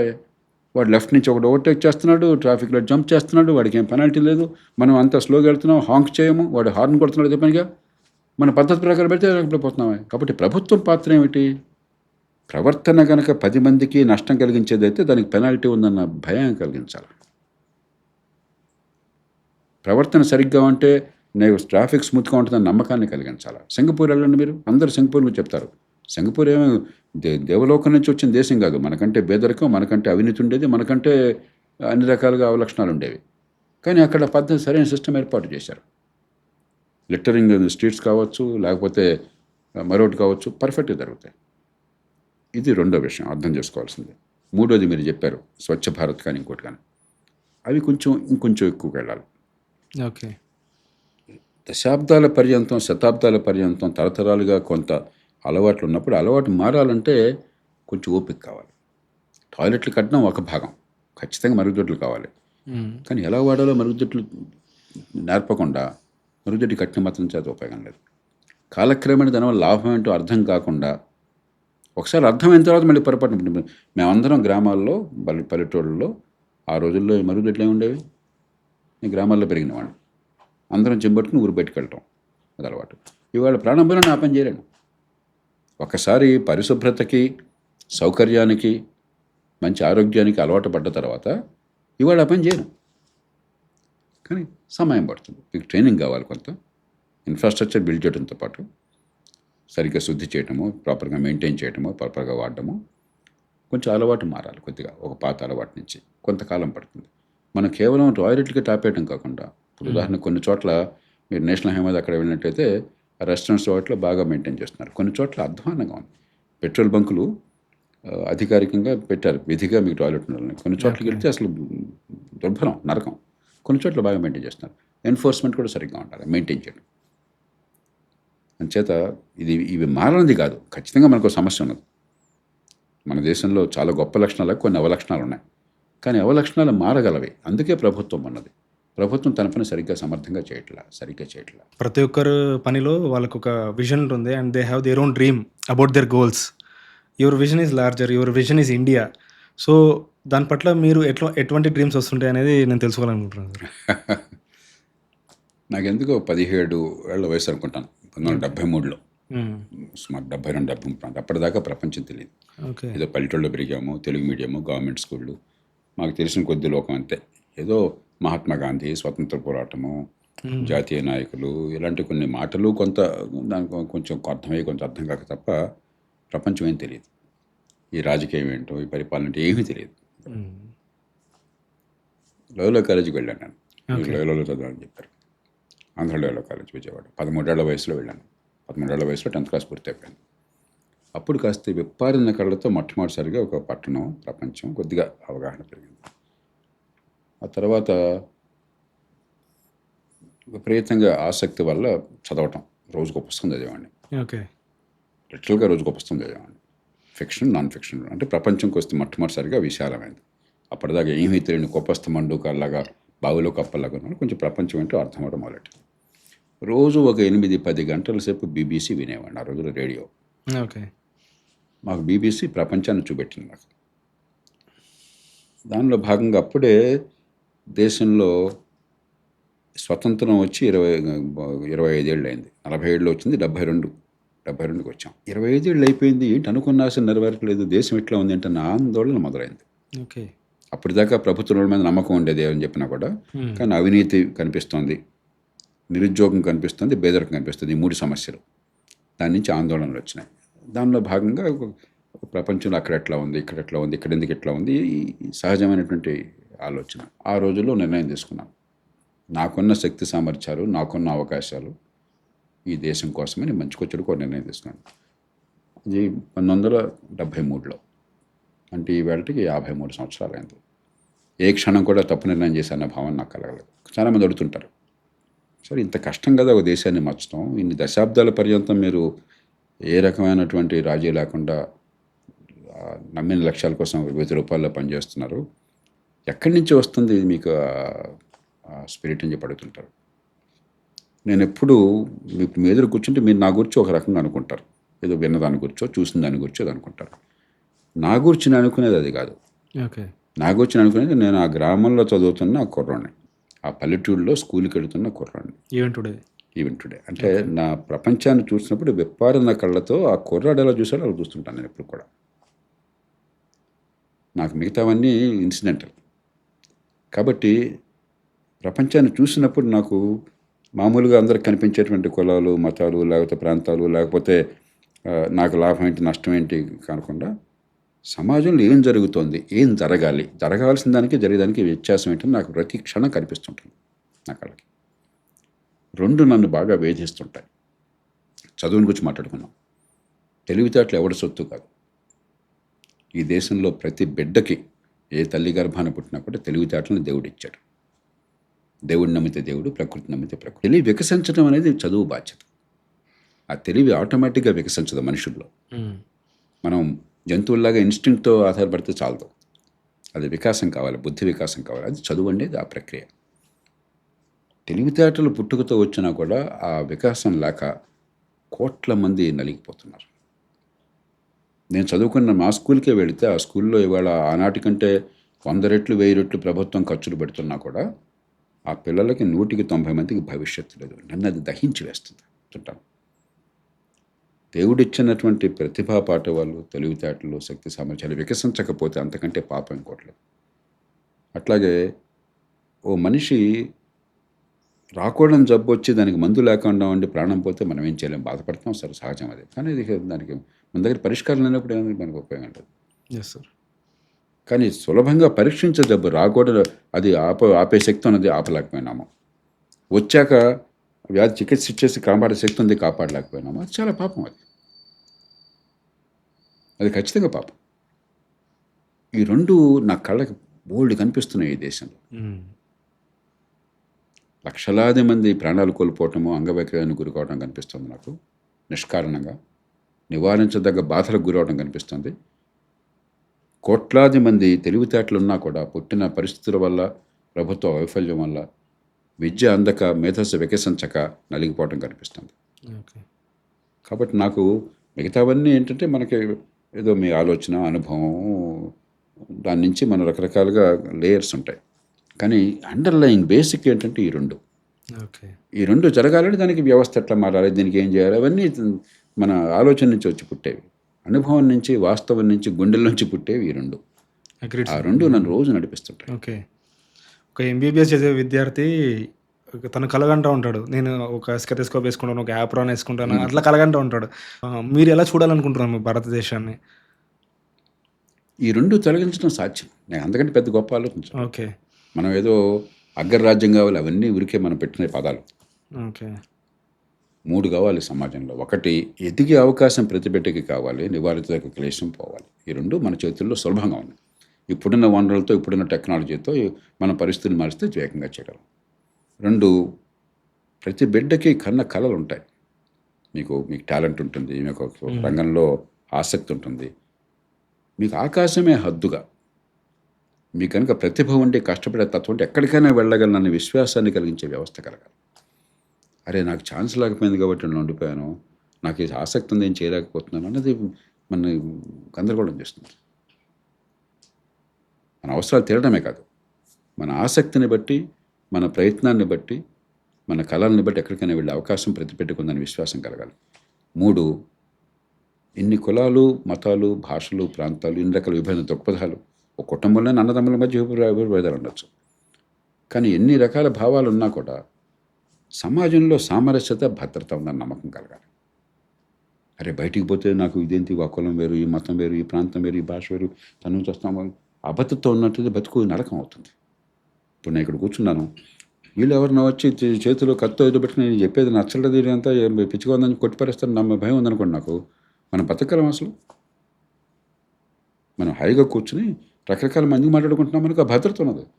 మనం ఎవడు ఏం చేయడు, మన హాయిగా మనం అనుకున్న మాటలు ఇంకోటికి ఇబ్బంది లేకుండా మనం చేయగలం, మనం అనుకున్న పని చేయగలం. ఆ నమ్మకం పోయింది అనుకోండి, సమాజంలో అసలు ఒకళ్ళంటే ఒకళ్ళు ద్వేషం, వాళ్ళు నిమ్మరటాలు, లేకపోతే ఎవడో కొడతాడో తెలియదు, ఎవడో ఈ పరిస్థితి వచ్చిందనుకోండి, వాడు పుట్టిన కులం కారణంగానో, మతం కారణంగానో, లేకపోతే మరో కారణంగానో ద్వేషాలు పెరిగిపోయినాయి అనుకోండి, సామరస్యం లేదనుకోండి, నరకం అవుతుంది ఎంత డబ్బులు ఉన్నా సరే. ఈ 3 ఉంటే మన అద్భుతమైన దేశం. ఆ తర్వాత పర్ క్యాపిటల్ జీడిపి పెరిగిందా తగ్గిందా నాకేం, నీ అవసరాలన్నీ తీరాక, నీ మేధస్సు వికసించిన తర్వాత, సమాజం సామరస్యంగా ఉన్న తర్వాత ఇవన్నీ లెక్కలు అంకెలంతే, మిగతావన్నీ కూడా. ఈ 3 సాధ్యం, 100కి 100 సాధ్యం, అవసరం. ఎన్నో రిఫార్మ్స్ చేశారు. కాన్స్టిట్యూషనల్ అమెండ్మెంట్స్లో కూడా కొన్ని కీలకమైన అమెండ్మెంట్స్లో మీరు కీలక పాత్ర పోషించారు. ఎన్నో దారుల్లో మనము కలిసి నడుస్తూ ఉంటాం, కొన్ని దారుల్లో ఒంటరిగా నడవాల్సి వస్తుంది. ఆ ఒంటరి దారిలో ఒంటరిగా ఫీల్ అవుతాం, అలోన్గా అనిపిస్తుంది. సో మీకు అట్లాంటి సిచ్యువేషన్స్ ఏమైనా వచ్చినాయా? నాకు ఎప్పుడు అంటే, ఇప్పుడు చాలామంది ఏదో డ్రమటైజ్ చేస్తారు ఇంత కష్టపడినంత, నాకు అనిపించలే ఎప్పుడు కూడా. అవరోధాలు కానీ ఉండొచ్చు, కానీ నాకు అవరోధాలు అనిపించలే. ఓకే, అది మామూలు క్రమంలో భాగం అనుకున్నాను. మనం చేస్తోంది స్పష్టత ఉన్నప్పుడు, ధర్మాధర్మ విచక్షణ, ఇది అవసరమా కదా సమాజానికి, ఇంగిత జ్ఞానం ఉపయోగించి దానివల్ల ప్రయోజనం ఆలోచించి నష్టాలు కూడా పరిశీలించి ఒక మార్గం ఎంచుకున్న తర్వాత మీకు కష్టం తెలియదు, ఒంటరితనం తెలియదు. నాకు ఎప్పుడు ఏనాడు అనిపించలే. ఓకే, ఎందుకంటే ఒక సమాజాన్ని మార్చడం చాలా క్లిష్టమైన ప్రక్రియ. కొంతమంది కష్టం ఎప్పుడు ఫీల్ అవుతారంటే వెంటనే జరగలేదు అని చెప్పాను భావం, లేకపోతే నేను చెప్పిందే వేదం అన్న భావం. నాకు ఈ 2 లేవు. నా భావాలు నాకున్నాయి, మీ భావాలు మీకు ఉండొచ్చు. మీ భావాలు వినే శక్తి నాకు లేకపోతే, మీ భావాలు పనికొచ్చేవని పనిపించినప్పుడు నా భావాలకి మీ భావాలకి సంధానం చేయలేకపోతే, కాబట్టినే కొంచెటికి 3 కాళ్ళు అన్నట్టయితే మీరు సమాజంలో మార్పుకి నాంది పలకలేరు, సమాజంలో విద్వేషాన్ని నాంది పలుకుతారు. నేను ఎప్పుడు కూడా సమన్వయం చేసేవాడిని. నేను చెప్పిందే వాస్తవం నేను ఎప్పుడు అనుకోవట్లేదు. తర్కబద్ధము, వాస్తవాల ఆధారంగా ఉన్నది, అనుభవంతో జోడించి విశ్లేషణ ప్రక్రియ చేస్తే చేద్దాం. ఇంతకంటే మంచి పరిష్కారం మీ దగ్గర ఉంటే పృథ్వీ తప్పకుండా చేద్దాం. ఆ తత్వం ఉన్నప్పుడు మీకు ఇంపేషన్స్ రాదు. Reformer must have infinite patience. చాలా ఓర్పు కావాలి సమాజాన్ని మార్చాలంటే. ఒక్క క్షణంలో మారలేదని చెప్పిన అసహించుకునేవాడు, నా దేశం అంతా చండాలం, ఇండియా అంతా ఎట్లా ఉందంటే వాళ్ళకి చరిత్ర తెలియదు, మూర్ఖులు. నేను ఏమనుకోవద్దు, మీరు కొంతమంది చాలా లూజ్గా మాట్లాడతారు, ఇండియా చూడండి ఎట్లా ఉందని చెప్పినారు. ఇండియాలో గొప్పతనం కూడా చూడు, నువ్వు చెడు చూస్తున్నావు కరెక్టే, దాన్ని మారుద్దాం, గొప్పతనాన్ని కూడా ఆస్వాదించు. మీరు అమెరికాలో పోతే చాలా ప్రాంతాలు ఎవరి దగ్గర తుపాకు ఉంది, ఎవరు కాల్చిపరుస్తాడో మీకు తెలియదు. ఇండియాలో ఆ పరిస్థితి లేదు. ఎన్నో రంగాల్లో ఇక్కడ చాలా ఆహ్లాదకర వాతావరణం ఉంది, చాలా చెడుగా కూడా ఉంది. నేను దేశం అంతా సర్వాంగ సుందరంగా ఉందని భ్రమంలో ఈ దేశంలో రాజకీయాన్ని, పరిపాలన నేను విమర్శించాలంటే గత 30 ఏళ్ళుగా ఎవరో విమర్శించాలి. దాంతోపాటు దీనిలో మంచిని కూడా గుర్తించగలగాలి, ఓపిక కావాలి. రెండోది చరిత్ర గమనాన్ని అర్థం చేసుకోవాలి. ఇంపేషన్స్ లేకుండా ధైర్యంగా పోరాడాలని చెప్పంటే, ప్రపంచంలో ఏ దేశంలో క్షణాల్లో మార్పు రాలా, కొన్ని శతాబ్దాలు పట్టింది కొన్ని దేశాల్లో. బ్రిటన్ 1215లో ఈ ప్రజాస్వామ్య ప్రయాణం ప్రారంభించింది మ్యాగ్నా కార్టాతో. 811 సంవత్సరాలైంది. ఇవాళ బ్రిటన్ గందరగోళంలో ఉంది. రేపు పొద్దున ముక్కు మొహందినటువంటి నైజల్ ఫరాజ్ అనేవాడు కొత్త పార్టీ పెట్టి ఉన్న పార్టీలన్నింటినీ కూడా పక్కకు దోసేసి వచ్చేస్తానంటున్నాడు. ప్రజల్లో అంతటి అశాంతి ఉంది. ఓకే, అమెరికాలో డొనాల్డ్ ట్రంప్ ఉన్నాడు, వేరే చెప్పాలా. కాబట్టి ఎన్ని వందల సంవత్సరాల అనుభవం ఉన్న దేశాల్లో కూడా చాలా సమస్యలు ఉన్నాయి. కానీ దీర్ఘకాలం మీరు చూసినట్టయితే మనందరి జీవితాలు బాగుపడుతున్నాయి. మన దేశంలోనే గత 30 ఏళ్లుగా రాజకీయం ఇంకా కుళ్ళింది, దానిలో అనుమానం లేదు. ఓకే, రాజకీయంలో ఖర్చు పెరిగింది, రాజకీయాన్ని సొంత లాభం కోసం వాడడం పెరిగింది, వాస్తవం చాలా ప్రాంతాల్లో, చాలా పార్టీల్లో. కానీ నా జీవితం 30 ఏళ్ల క్రితం కంటే వాళ్ళు అధ్వాన్నంగా ఉంది, నరకంగా ఉంది అనేవాడు ఒక్కళ్ళు లేడు భారతదేశంలో. ఏ కులమైనా, ఏ మతమైనా, ఏ ప్రాంతమైనా, ఏ భాష అయినా సరే ఒక్క కుటుంబం అన్నా సరే 30 ఏళ్ల క్రితం నా బతుకు బాగుందని చెప్పను, నిజాయితీ చెప్పనండి. వాస్తవం కాదు. చరిత్రలో మనం ఎప్పుడు ఉన్నత స్థానానికి వెళుతున్నాం. కాబట్టి అనుకున్నంత వెళ్ళటల్లా, మనం కోరుకున్నంత వెళ్ళటల్లా, వేగంగా. సాధ్యమైనంత వేగంగా వెళ్ళటల్లా, ఓకే. కానీ వెళుతున్నాం. చరిత్రలో ఈ మాత్రం వేగంగా ఇంత అనూహ్యమైన మార్పులు ఇంత తొందరగా ప్రపంచంలో ఇప్పుడు రాలా. 20 ఏళ్ళలో అంత ఫాస్ట్గా వచ్చేసింది. ప్రపంచంలో ఇప్పుడు రాలే ఇలాగా. ఓకే. మనకు అలవాటు అయిపోయింది కాబట్టి ఇది మామూలు అనుకుంటున్నాం. కాబట్టి రాజకీయం చండాలంగా ఉంది మనకందరూ తెలుసు. ఓకే. అదొక్కటి జీవితం కాదు, అది మార్చాలా. అదొక్కటి జీవితం కాదు. టెక్నాలజీ ఉంది, ఎంటర్‌ప్రెన్యూర్‌షిప్ ఉన్నది, మీలాంటి వాళ్ళ భావాలను పంచుతున్నారు, ఆలోచన పెంచుతున్నారు, ప్రపంచాన్ని చూస్తున్నాం, ప్రపంచ వాణిజ్యం ఉన్నది, పట్టణీకరణ ఉన్నది. ఇవన్నీ మనలో ఉన్న చెడుని తప్పికిస్తున్నాయి. ఇప్పుడు ఇక్కడ ఇంతమంది కూర్చున్నారు, మీరు ఒకళ్ళు అందరూ ఒకే కులం అని చెప్తారా? మీరు అందరూ ఒకే ఊరని చెప్తారా? ఎందుకు కలిశారు? ఈ కులాలని, మిగతా మూర్ఖత్వాన్ని మనం విసర్జించగలిగాం కొంతమేరకన్నా.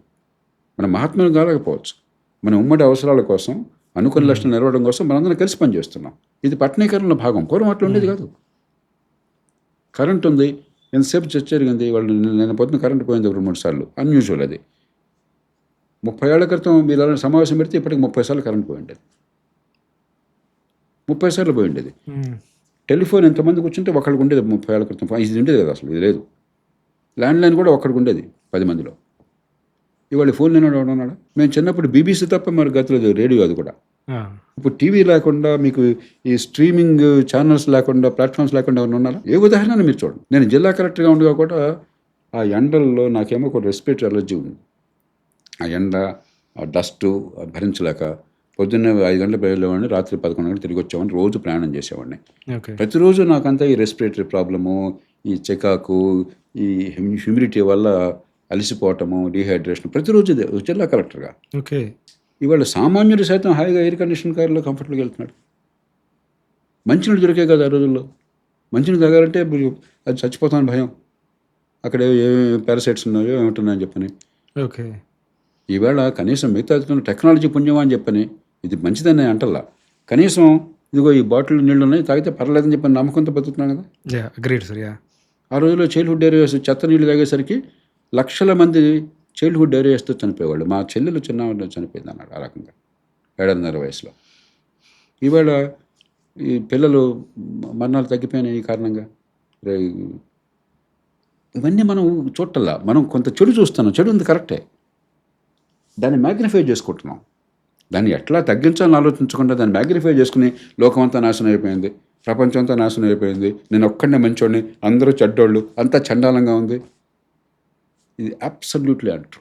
ఆశావాదానికి, ధైర్యంతో నిరంతరం కృషి చేయడానికి ఈ చారిత్రక దృక్పథం కావాలి. గతంలో అద్భుతంగా ఉంది, మా పూర్వీకులంతా కూడా నేతులు తాగారు, ఇవన్నీ అబద్ధాలు, భ్రమంలో బనగద్దు. ఓకే. సో మీరు చెప్పే ప్రతి మాట regardless of any age group ప్రతి ఒక్కరికి ఇన్స్పిరేషన్. సో మీకు ఎవరు సార్ ఇన్స్పిరేషన్? చాలామంది ఉన్నారు చరిత్రలో. ఎంతో నేను బయోగ్రఫీస్ నాకు చాలా ఇష్టం, హిస్టరీ చాలా ఇష్టం. Who do you look up to sir? నన్ను బహుశా జీవితంలో బాగా ప్రభావితం చేసింది 13-14 వయసులో బెర్ట్రాండ్ రస్సెల్. చిన్నప్పుడు తల్లిదండ్రులతో నేను కూడా వినాయక చవితి పూజలు, కథలు ఏదో ఉంటుంది కదా మనకి, దీపావళి ఉండే. బెర్ట్రాండ్ రస్సెల్ చదివిన తర్వాత నాకు దేవుడికి నాకు సంబంధం లేదు, ఒక సంశయవాది అంటారు, అగ్నోస్టిక్. అలాగే తార్కిక దృక్పథం, ప్రతి విషయాన్ని కూడా తార్కికంగా ఆలోచించడం రస్సెల్ నుంచి వచ్చింది నాకు అది. ఇలా చాలామంది ఉన్నారు, కానీ ముగ్గురు వ్యక్తిగతంగా నా జీవితమై ప్రభావం చూపెట్టారు గత 30-40 ఏళ్లలో, గత 50 ఏళ్లలో బహుశా. ఒక ఆయనేమో రజనీకాంత్ అరోలి. ఓకే. ఆయన పేరు కూడా ఎవరికి తెలియదు చాలామందికి. మహారాష్ట్రలో జామ్ఖేడ్ అని అహ్మద్నగర్ జిల్లాలో ఒక వైద్యుడిగా ఆయన భార్య మేబెల్ అరోలి సిఎంసి వెల్లూరులో వైద్యం చేసి, అక్కడి నుంచి అమెరికా పోయి జాన్స్ హాప్కిన్స్లో పోస్ట్ గ్రాడ్యుయేషన్ చేసి ఇండియాకి వచ్చి ఒక మారుమూల ప్రాంతంలో ఆరోగ్య వ్యవస్థను ఏర్పాటు చేసి 1-2 లక్షల మంది జనాభాకి జామ్ఖేడ్ ఆ బ్లాక్లో అత్యున్నత ప్రమాణాల ఆరోగ్యాన్ని అతి తక్కువ ఖర్చు ఎలా అందించాలో ఆ రోజుల్లో ఆయన వేశాడు. నా అదృష్టి కొద్దీ నన్ను ఇన్స్పైర్ చేసిన వాళ్ళు ఆ రంగంలో మళ్ళీ పనిచేసి, వాళ్ళతో కలిసి పనిచేసి మార్పులు తెచ్చి అవకాశం నాకు దక్కింది. ఆయన నాకు చాలా ఆప్తమిత్రుడైనాడు బతుకున్నంతకాలం. ఆ కారణంగానే నేను దేశంలో జాతీయ ఆరోగ్య పథకం, నేషనల్ హెల్త్ మిషన్ ఉంది, అది నా వల్ల వచ్చింది, ఆ ఇన్స్పిరేషన్తో వచ్చింది. ఓకే. ఆ రంగంలో మరింత కొంత చేయగలిగాను, అనుకున్నంత చేయలేకపోయినాను, కొంత చేయగలిగాను. రెండో ఆయన నాకు బాగా ఇన్స్పిరేషను వర్గీస్ కురియన్, చాలామంది తెలుసు. White revolution. నాకు అత్యంత ఆప్తుడు. ఆ ఇన్స్పిరేషన్తోనే 97వ రాజ్యాంగ సవరణ నేను తీసుకొచ్చాను. ఈ దేశంలో సహకార సంఘాల స్వయం ప్రతిపత్తి 97వ రాజ్యాంగ సవరణ జరిగింది. పూర్తిగా నా వల్ల వచ్చింది అది. అట్లాగే ఎన్టీ రామారావు గారు ఆయన ఒప్పించి మ్యాక్స్ చట్టం అంటే సహకార సంఘాల చట్టాన్ని పూర్తిగా మార్చి స్వయం ప్రతిపత్తి ఇవ్వటం, ప్రభుత్వం పెత్తనం తీసేయటం. ఓకే. అది ఆంధ్రప్రదేశ్లో ప్రారంభమైంది. దానికి నేను పునాది వేయగలిగాను. తర్వాత 97వ రాజ్యాంగ సవరణ తీసుకురాగలిగాను. అదే కురియన్ గారికి నేను ఒక గురుభక్తితో గురు దక్షిణలాగా ఇవ్వగలిగాను ఆయన బతుకున్న కాలంలో. ఓకే. మూడో ఆయన నాకు బాగా ప్రేమాస్పదులు, నన్ను ప్రభావితం చేసిన వాడు శరత్ జోషి. ఆయన కోస్టల్ డిపార్ట్మెంట్లో అధికారిగా పనిచేసి అక్కడి నుంచి పదవి విరమణ చేసి ఎర్లీ రిటైర్మెంట్ తీసుకుని రైతు సంఘాల నాయకుడు అయినాడు. వ్యవసాయ రంగంలో మార్పు కోసం చెప్పని వినూత్నమైన రీతిలో, హేతుబద్ధమైన రీతిలో, ఊరికే పడికట్టి పదాలు పల్లెసీమలే పట్టుగమలు రైతే రాజు అని కాకుండా ఆధునిక యుగంలో రైతుకి ప్రయోజనట్లు అని చెప్పినది ఆలోచన పెంచిన మనిషి. ఓకే. నాకు ఆప్తమిత్రుడు ఆయన కూడా. వ్యవసాయ రంగంలో ఇందాక చెప్పాను నేను చాలా మార్పులు ఈ దేశంలో తీసుకొచ్చినాను నేను. Yes sir. ఆయన స్ఫూర్తితో చేశాను. ఓకే. కాబట్టి ముగ్గురు నాకు మెంటర్స్, ముగ్గురు ఆప్తమిత్రులు అయినారు. ముగ్గురితో కలిసి పనిచేశాను ఆ రంగాల్లో. 3 రంగాల్లో వారు చేసిన పని మీద ఇంకొక అడుగు తీసుకెళ్ళగలిగే అవకాశం నాకు దక్కింది ఈ దేశంలో. చాలా అదృష్టవంతం నేను.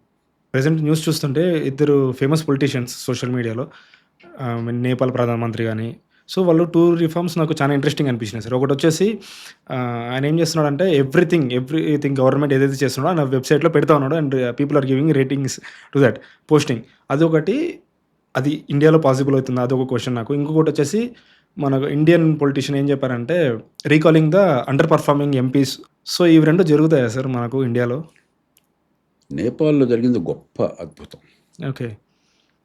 అంటే ప్రజలు అక్కడ ఒక విచిత్రమైన పరిస్థితుల వల్ల ఉన్న పార్టీ రెండింటి మీద పూర్తి విముఖత వచ్చింది. మనకేమవుతుంది, మామూలుగా ఒక పార్టీ మీద కోపం వస్తే ఇంకో పార్టీ దగ్గరికి వెళ్తాం, ఓకే, వీళ్ళ మీద కోపం వస్తే వాళ్ళ దగ్గరికి వెళ్తాం, అటు ఇటు వెళ్తున్నాం. ఓకే. అక్కడ 2-3 ఏళ్ల పాటు ప్రధాన పార్టీలన్నీ కూడా ఎంత దారుణంగా ప్రవర్తించినాయంటే, ఏ రోజు ఎవడే పార్టీతో మెలాఖతో తెలియకుండా ఇవాళ ఇవాళ కలిశారు, వీడిని వదిలేసి వీళ్ళిద్దరు ఈరోజు కలిశారు, వాడిని వదిలేసి ఈ ఇద్దరు వీళ్ళని కలిశారు. ఇట్లాగా చాలా దారుణంగా ప్రవర్తించడము, విపరీతమైన అవినీతి మనకున్న వర్షాలని అక్కడ ఉన్నాయి. దాంతో ఆ దేశం అదృష్టం కొద్దిగా చిన్న దేశం కాబట్టి, మనలాగా ఈ ఫెడరల్ వ్యవస్థ ఈ గొడవల్లో ఎన్ని భాషల గొడవలు లేవు కాబట్టి, మరి ఒక జనాకర్షణ ఉన్నటువంటి ఒక కళాకారుడు, తను ర్యాప్ ఆర్టిస్ట్, పేరు కూడా మర్చిపోయాను నేను, కళాకారుడు అందుబాటులో వచ్చారు కాబట్టి అవకాశం రాగానే జనం అద్భుతంగా తీసుకొచ్చారు.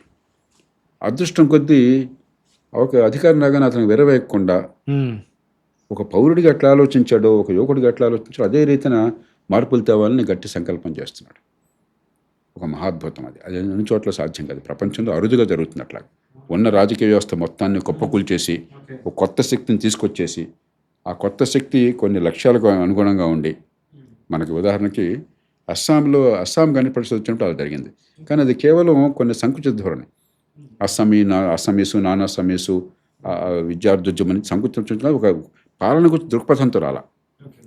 వచ్చిన అవకాశాన్ని మహంతా అనే ముఖ్యమంత్రి నాకు గుర్తున్నంత వరకు వాళ్ళు వచ్చారు, కానీ మంచి వాళ్ళు కానీ పెద్ద ఉపయోగించలేకపోయారు. ఆ పరిణితి లేకపోయింది. అది ఒక రాష్ట్రంలో జరిగింది అట్లా, మన దేశంలో ఇంకెక్కడ జరగల.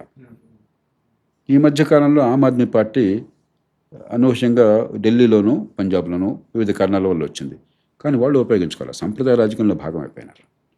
కానీ ఇక్కడ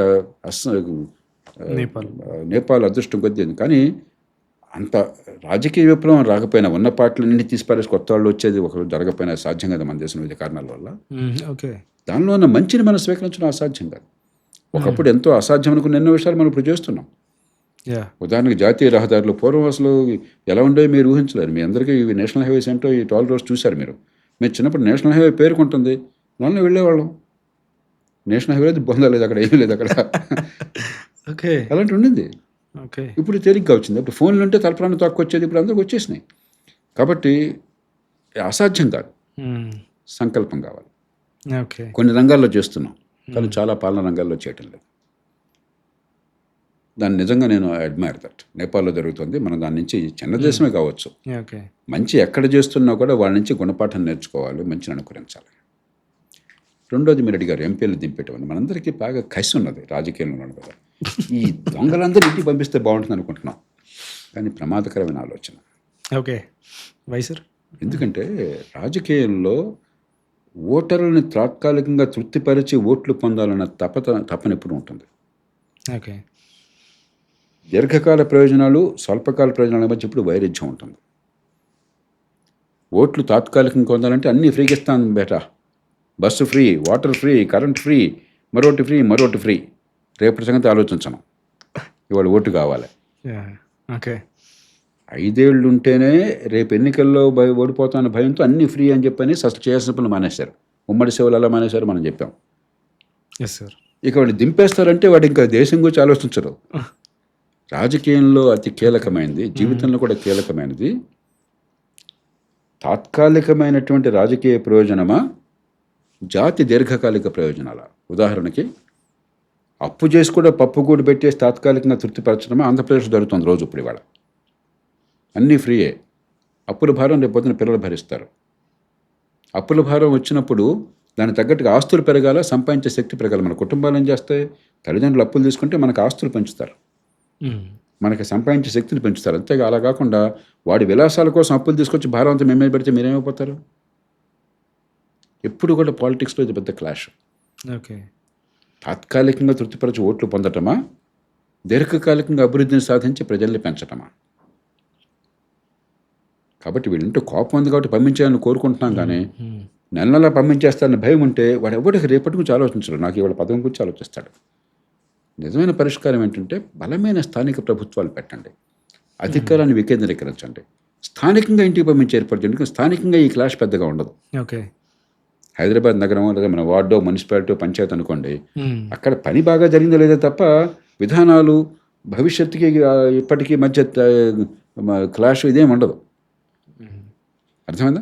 స్థానికంగా ట్రాన్స్పోర్ట్ బాగా చేస్తున్నావా, మంచినీళ్ళు బాగా అందిస్తున్నావా, రోడ్డు సరిగ్గా ఉందా, పార్కులు సరిగ్గా మెయింటైన్ అవుతున్నాయా, ఇంతకది మించి ఇది డెలివరీ ఒక్కటే ఇక్కడ సమస్య. కానీ పైకి వెళ్ళే కొద్దిగా ఏమవుతుంది, విధానాల్లో స్వల్పకాలికమైందా, దీర్ఘకాలికమైందా, రేపు పొద్దున పిల్లల భవిష్యత్తును బాగు చేసేదా, ఇవాళ తాత్కాలికంగా ఓటర్లను తృప్తిపరిచేదా, ఇది క్లాష్ వస్తుంది. అంటే స్థానికంగా ఎన్నికల్లో అలా పెట్టండి. మీరు అధికారం ఇవ్వండి, బాధ్యత ఇవ్వండి, వనరులు ఇవ్వండి, వాళ్ళు సరిగ్గా పనిచేయకపోతే మన్నాడు దింపే ఏర్పాటు చేయండి. కానీ రాష్ట్రాల్లో జాతీయ స్థాయిలో చాలా ప్రమాదకరం.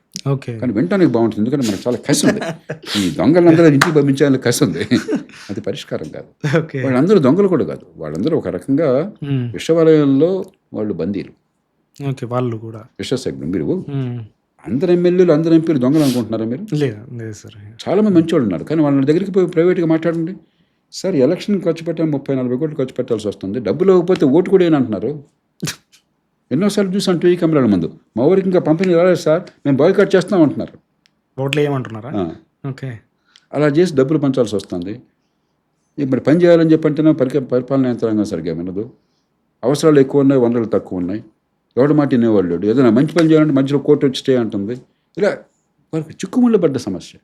కాబట్టి కోపం పెంచుకున్నాడు, దింపేస్తే పరిష్కారం అవుతుందని చెప్పిన చాలా చిన్నపిల్లల ఆలోచన. ఓకే. ఓకే. స్థానికంగా మీరు చేయండి రీకాల్ అనేది. ఓకే. రాష్ట్రం జాతీయ స్థాయిలో చాలా ప్రమాదకరం. ఈ మాట అందరూ చెప్పరు, ఎందుకంటే మనం కూడా 4-5 నేస్తే మనకు అదే నలుగురితో నారాయణ తప్ప ఆలోచించట్లా.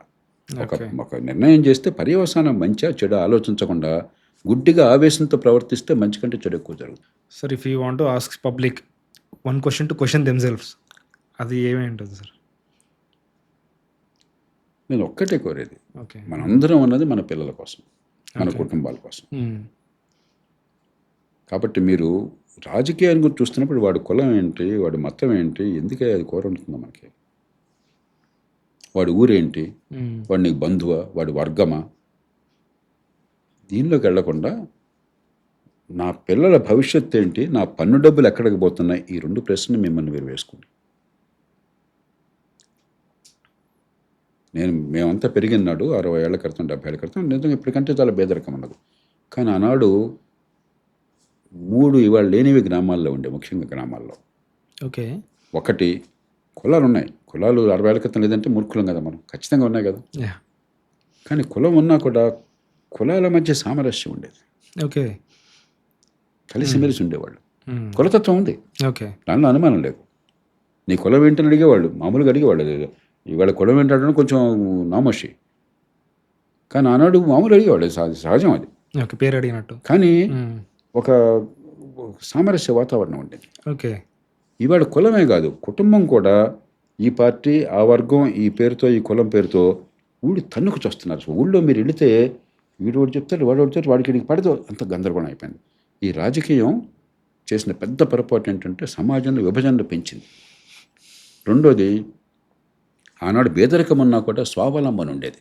ఓకే. మా ఊళ్ళో ప్రతి రైతు కూడా ఆ రోజుల్లో ఎకరాకి 25 రూపాయలు వేసుకుని స్కూల్ బిల్డింగ్ కట్టుకున్నారు. హ్మ్. ఆ రోజు 25 రూపాయలు అంటే దాదాపు ఇవాళ 4,500 రూపాయల సమానం. ఓకే. సొంతంగా ఇచ్చి పేదరికం ఉన్న సమాజంలో. ఓకే. ఈవేళ మంది కోసం అని చెప్పని ముందుకు రావడానికి సమాజం సిద్ధంగా లేదు. పెద్దానికి వాడు ఇస్తాడు, హ్మ్. నాకేమిస్తాడని చూస్తున్నాడు. స్వావలంబన పోయింది, ఆత్మగౌరవం పోయింది. ఓకే. ఆనాడు పేదరికం ఉన్నా, పెద్దగా విద్య లేకపోయినా కూడా మంచి నాయకత్వం గ్రామాల్లో ఉంది. హ్మ్. కాస్త ప్రతిష్ట ఉన్నవాళ్ళు, మంచి చేసేవాళ్ళు, ప్రజలకు నమ్మకం ఉన్నవాళ్ళు. ఇవాళ ఏమైంది, ఆర్థికంగా గ్రామాలు పతనం కావడం చేత కాస్త తెలివితేటలుండే నాయకత్వ లక్షణాలు ఉంటే గ్రామాల్లో వాళ్ళు ఎవరు మిగలట్లా. వాడు బతకాలంటే పట్టణాలకు వెళ్ళిపోవాల్సి వస్తుంది. గ్రామంలో ఆ శక్తి ఉన్న వాళ్ళు, నాయకత్వాన్ని ఇచ్చేవాళ్ళు కరువైనారు. ఈ 3 సమస్యలు గ్రామాల్లో వచ్చినాయి. ఇది అర్థం చేసుకుని ఎందుకు ఇట్లా జరిగింది, ఓకే. ఇలా జరగకుండా ఉండాలంటే, మన బతుకులు బాగుపడాలంటే మంచి నాయకత్వాన్ని పొందడం ఎట్లాగా, మన పన్ను డబ్బులు సద్వినియోగం కావడం ఎట్లాగా, స్వావలంబన పెంచడం ఎట్లాగా, సామరస్యాన్ని పెంచడం ఎట్లాగా, ఇది మన చేతుల్లో కూడా ఉంది. రాజకీయంలో తప్పులు చాలా ఉన్నాయి, దానిలో అనుమానం లేదు. ఓకే. ఇది మనం ఆలోచించకపోతే నష్టపోయేది మనమే. హ్మ్. కాబట్టి నేను కోరేది, ఎవరి కోసమో చేయొద్దు మీరు, హ్మ్. ధర్మం కోసం చేయొద్దు, హ్మ్. మన కోసం, మన పిల్లల కోసం ఆలోచించడం మొదలెడతాం లేదా. మీరు నాకు సజెషన్ ఇవ్వాలనుకుంటే అడ్వైస్ ఇస్తారా? మనందరం ప్రతిరోజు నేర్చుకుంటున్నాం పృథ్వీ. నాకు అన్నీ తెలిసి నేను అనుకోవట్లేదు. ఓకే. ఎన్నో విషయాల్లో ప్రతిరోజు కొత్తగా నేర్చుకుంటున్నాం మనం. అదొక్కటి ఉన్నట్టయితే హ్మ్. మన కనుక నిరంతరం క్యూరియాసిటీ, తెలుసుకోవాలన్న ఆసక్తి, నేర్చుకోవాలనే వినమ్రత, అనుకున్న నిర్దిష్టమైన లక్ష్యాల కోసం అని చెప్పని మనకున్న ప్రతిభని, మనకున్న అవకాశాన్ని ఉపయోగించేటువంటి తపన ఉన్నట్టయితే ఖచ్చితంగా మనం మంచి ఫలితాలు సాధించగలుగుతాం. అంచేత మామూలుగా సమాజం కోరుకునేది ఉంటుంది, నాకు ఇంత డబ్బు కావాలి, ఇంత పదవి కావాలి, మరి ఇంత హోదా కావాలి. ఇవన్నీ లక్ష్యాలు కాదు, అట్ బెస్ట్ ఇవి మార్గాలు. మనకు మార్గాలకి లక్ష్యాలకి మధ్య తేడా తెలియకుండా గందరగోళ పడుతున్నాం. ఓకే. ఉదాహరణకి నాకు టీవీ ఛానల్ కావాలి, టీవీ ఛానల్లో కోట్ల మంది ప్రేక్షకులు ఉండాలి, అది మార్గం. లక్ష్యం ఏంటి? ప్రజల ఆలోచనల్ని కనుక సరైన మార్గంలో ప్రభావితం చేస్తే లక్ష్యం నెరవేరినట్లు. లేకపోతే ఏముంది, మీరు సమస్యలో భాగమైనారు. సమస్యలో భాగమైనారు. మంచి సినిమా తీయాలని కోరుకుంటుంది, సినిమా బాగా ఆడాలని కోరుకుంటుంది, తప్పులేదు, సంతోషం. కానీ ఎంత ప్రభావితం చేశాం పాజిటివ్గా. ఓకే. అందుకే నెల్సన్ మండేలా అన్నాడు, ఒక మనిషి గురించి అంచనా వేయాలని చెప్పంటే ఏ పదవి పొందాడు, ఎంత హోదా అనుభవించాడు, ఎంత డబ్బు సంపాదించాడు, లేక సంపాదించింది ఆమె, ఇది కాదు మనం చూడాల్సింది. ఓకే. ఎంతగా చుట్టూ ఉన్న వాళ్ళని ప్రభావితం చేశారు పాజిటివ్గా. నెగిటివ్గా ప్రభావితం చేయొచ్చు. హిట్లర్ నాడు నెగిటివ్గా ప్రభావితం, ఒక గొప్ప జర్మన్ జాతిని నెగిటివ్గా ప్రభావితం చేసి ప్రపంచానికంతా గందరగోళం కారణమైనాడు. ఓకే. పాజిటివ్గా ప్రభావితం చేయడం, జీవన ప్రమాణాలు పెంచడము, సామరస్యాన్ని పెంచడము, ఆనందాన్ని పెంచడము, అదొక్కటే మనకి జీవితంలో గిట్రాయి. మిగతావన్నీ ఇర్రెలవెంట్. ఓకే. ఎవ్వరూ మన ముత్తాత ఎవరో మనకు తెలుసా? నాకు గుర్తులేదు. ఒక ముత్తాత గారు గుర్తున్నాడు, ఒకసారి కలిశాను ఆయన్ని, ఓకే. మా అమ్మమ్మ గారి తండ్రి. ఓకే. మిగతా ముత్తాతలు ఎవరో నాకు వ్యక్తిగతంగా కలిసిన గుర్తులేదు. మా నాన్నగారి 2 పక్కల ముత్తాతలు కానీ, లేకపోతే మా అమ్మగారి ముత్తాతలు ఒక్క ఆయన తప్ప ఇంకెవరు నాకు తెలియదు అసలు. మనకి జన్యువులను ఇచ్చి, మనకి ఆస్తిపాస్తులను పెంచి, మనకి ఎంతకోసం త్యాగాలు చేసిన వాళ్ళు 3 తరాలు అయితే మనకు తెలియదు ఎవడో. మనకు చోటు గుర్తుంచుకుంటాడా? ఎందుకు గుర్తుంచుకోవాలి? ఎవరు గుర్తుంచుకోవాలి అవసరం లేదు. ఓకే. మీ వల్ల ప్రభావం ఎంత మేరకు ఉన్నది. ఓకే. మనం అది మర్చిపోయి ఓ పక్కనేమో భగవద్గీత గురించి మాట్లాడతాం, మరో పక్కనేమో వ్యక్తిగతమైన దానికోసం పాకులాట. ఓకే. నా పదవి ఎంత ఉంది, నా డబ్బు ఎంత ఉంది, లేకపోతే నా హోదా ఎంత ఉంది, ఈ ఈగోటిస్టిక్ దీనిలో పడిపోయి మనం చేయగలిగిన మంచి పని చాలా కోల్పోతున్నాం. అది నాకు అవసరం, మీకు అవసరం, ప్రపంచంలో అందరికీ అవసరం. ఒకసారి అది గుర్తుంచుకుంటే కాస్త వినమ్రత, మన పనికి ఒక స్పష్టత వస్తుంది. Thank you sir, thank you so much. మా పాడ్కాస్ట్ ఎలా అనిపించింది? Every conversation is a learning experience. Okay. నేను అందుకనే ప్రశ్నలు కూడా ముందు ఎప్పుడు ఇవ్వమని చెప్పను. ఇచ్చినా నేను తీసుకోను. నేను స్పాంటనిటీ కావాలి. యా చాలా విషయాలు, కొత్త విషయాలు రోజు చెప్పలేము. కొత్త విషయాలు పెద్దగా ఉండవు. జీవితంలో నేర్చుకున్నది మన 15 నిమిషాలు చెప్తే అయిపోయింది మన జీవితంలో నేర్చుకున్నది. కానీ ఆ సందర్భాన్ని బట్టి నిజాయితీగా గుండెలోంచి స్పందన రాకపోతే దాని విలువ ఉండదు. మనం కూడా ఊరికి ముక్కుబడిగా అయిపోతాం. అందుకని ఇప్పుడు మీలాంటి వాళ్ళతో కూర్చొని నాకేంటంటే ముసలాన్ని అయిపోయాను నేను.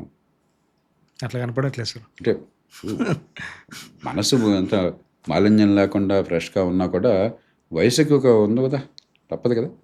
యా అవును సార్. కాకపోతే మనం కొంచెం క్రమశిక్షణతో కొంచెం జాగ్రత్తలు పాటిస్తే మన అదృష్టం కూడా కలిసి వస్తే, అదృష్టం కూడా కలిసి వస్తే కొంచెం ఆరోగ్యాన్ని కాపాడుకోవచ్చు. కానీ ఎల్లకాలం కాపాడుకోలేం కదా, చివరికి ఒక దారి పడుతుంది కదా. కాబట్టి ఏమవుతుందంటే కొంతమందికి వాళ్ళ జీవితంలో ఏర్పరచుకున్న పద్ధతి వల్ల ప్రపంచంతో పెద్ద సంబంధం ఉండదు. నాకు ప్రపంచంతో సంబంధం చాలా తక్కువ. పత్రికలు చూడడం, టీవీ చూడడం, సోకాల్ న్యూస్ని పట్టించుకోను. ఎందుకంటే ఇది చెత్త చెదారం తప్ప నాకేం కనిపించదు. దాని తప్ప ఇంకేం లేదు. మనసు ప్రశాంతంగా ఉండాలని దూరంగా ఉంటాను. కాబట్టి మీలాంటి వాళ్ళతో ఈ యువతరంతో కూర్చుంటే ఏమిటంటే అసలు ఈ యువతరం ఎలా ఆలోచిస్తోంది, ప్రపంచంలో ఏం జరుగుతుంది నేర్చుకునే అవకాశం కూడా వస్తుంది. కొంత చేతనైంది ప్రపంచాన్ని పనికొచ్చేదామని అంటే కమ్యూనికేట్ చేయడానికి మార్గం ఉంటుంది. కానీ ఫ్రెష్గా ఆలోచించాలి. So people like you give me that chance to refresh our self. Sir it's a blessing for us from your side. ఎంతోమంది యంగ్ జనరేషన్ని మీ చుట్టూ మీ ఎన్విరాన్మెంట్లో పెట్టుకోవడం అండ్ వాళ్ళతో ఇంటరాక్ట్ అవ్వడం, మేబీ సోషల్ మీడియా వల్ల కానీ. సో ఇట్లా మీ ఇంటరాక్షన్ అనేది నా చుట్టూ ఉన్న వాళ్ళంతా యువతే. నేను చెప్తుంటున్నప్పుడు యావరేజ్ ఏజ్ నాది నా వల్ల పెరిగిపోతుంది వాళ్ళకని చెప్పని. కానీ వాళ్ళ వల్ల నాకు కాస్త యూత్ వస్తుంది అనమాట. కొంచెం ప్రపంచానికి వచ్చి అర్థం చేసుకోవడం. Okay, thanks sir. Thank you so much for connecting with us. All the best. Thank you sir. Thank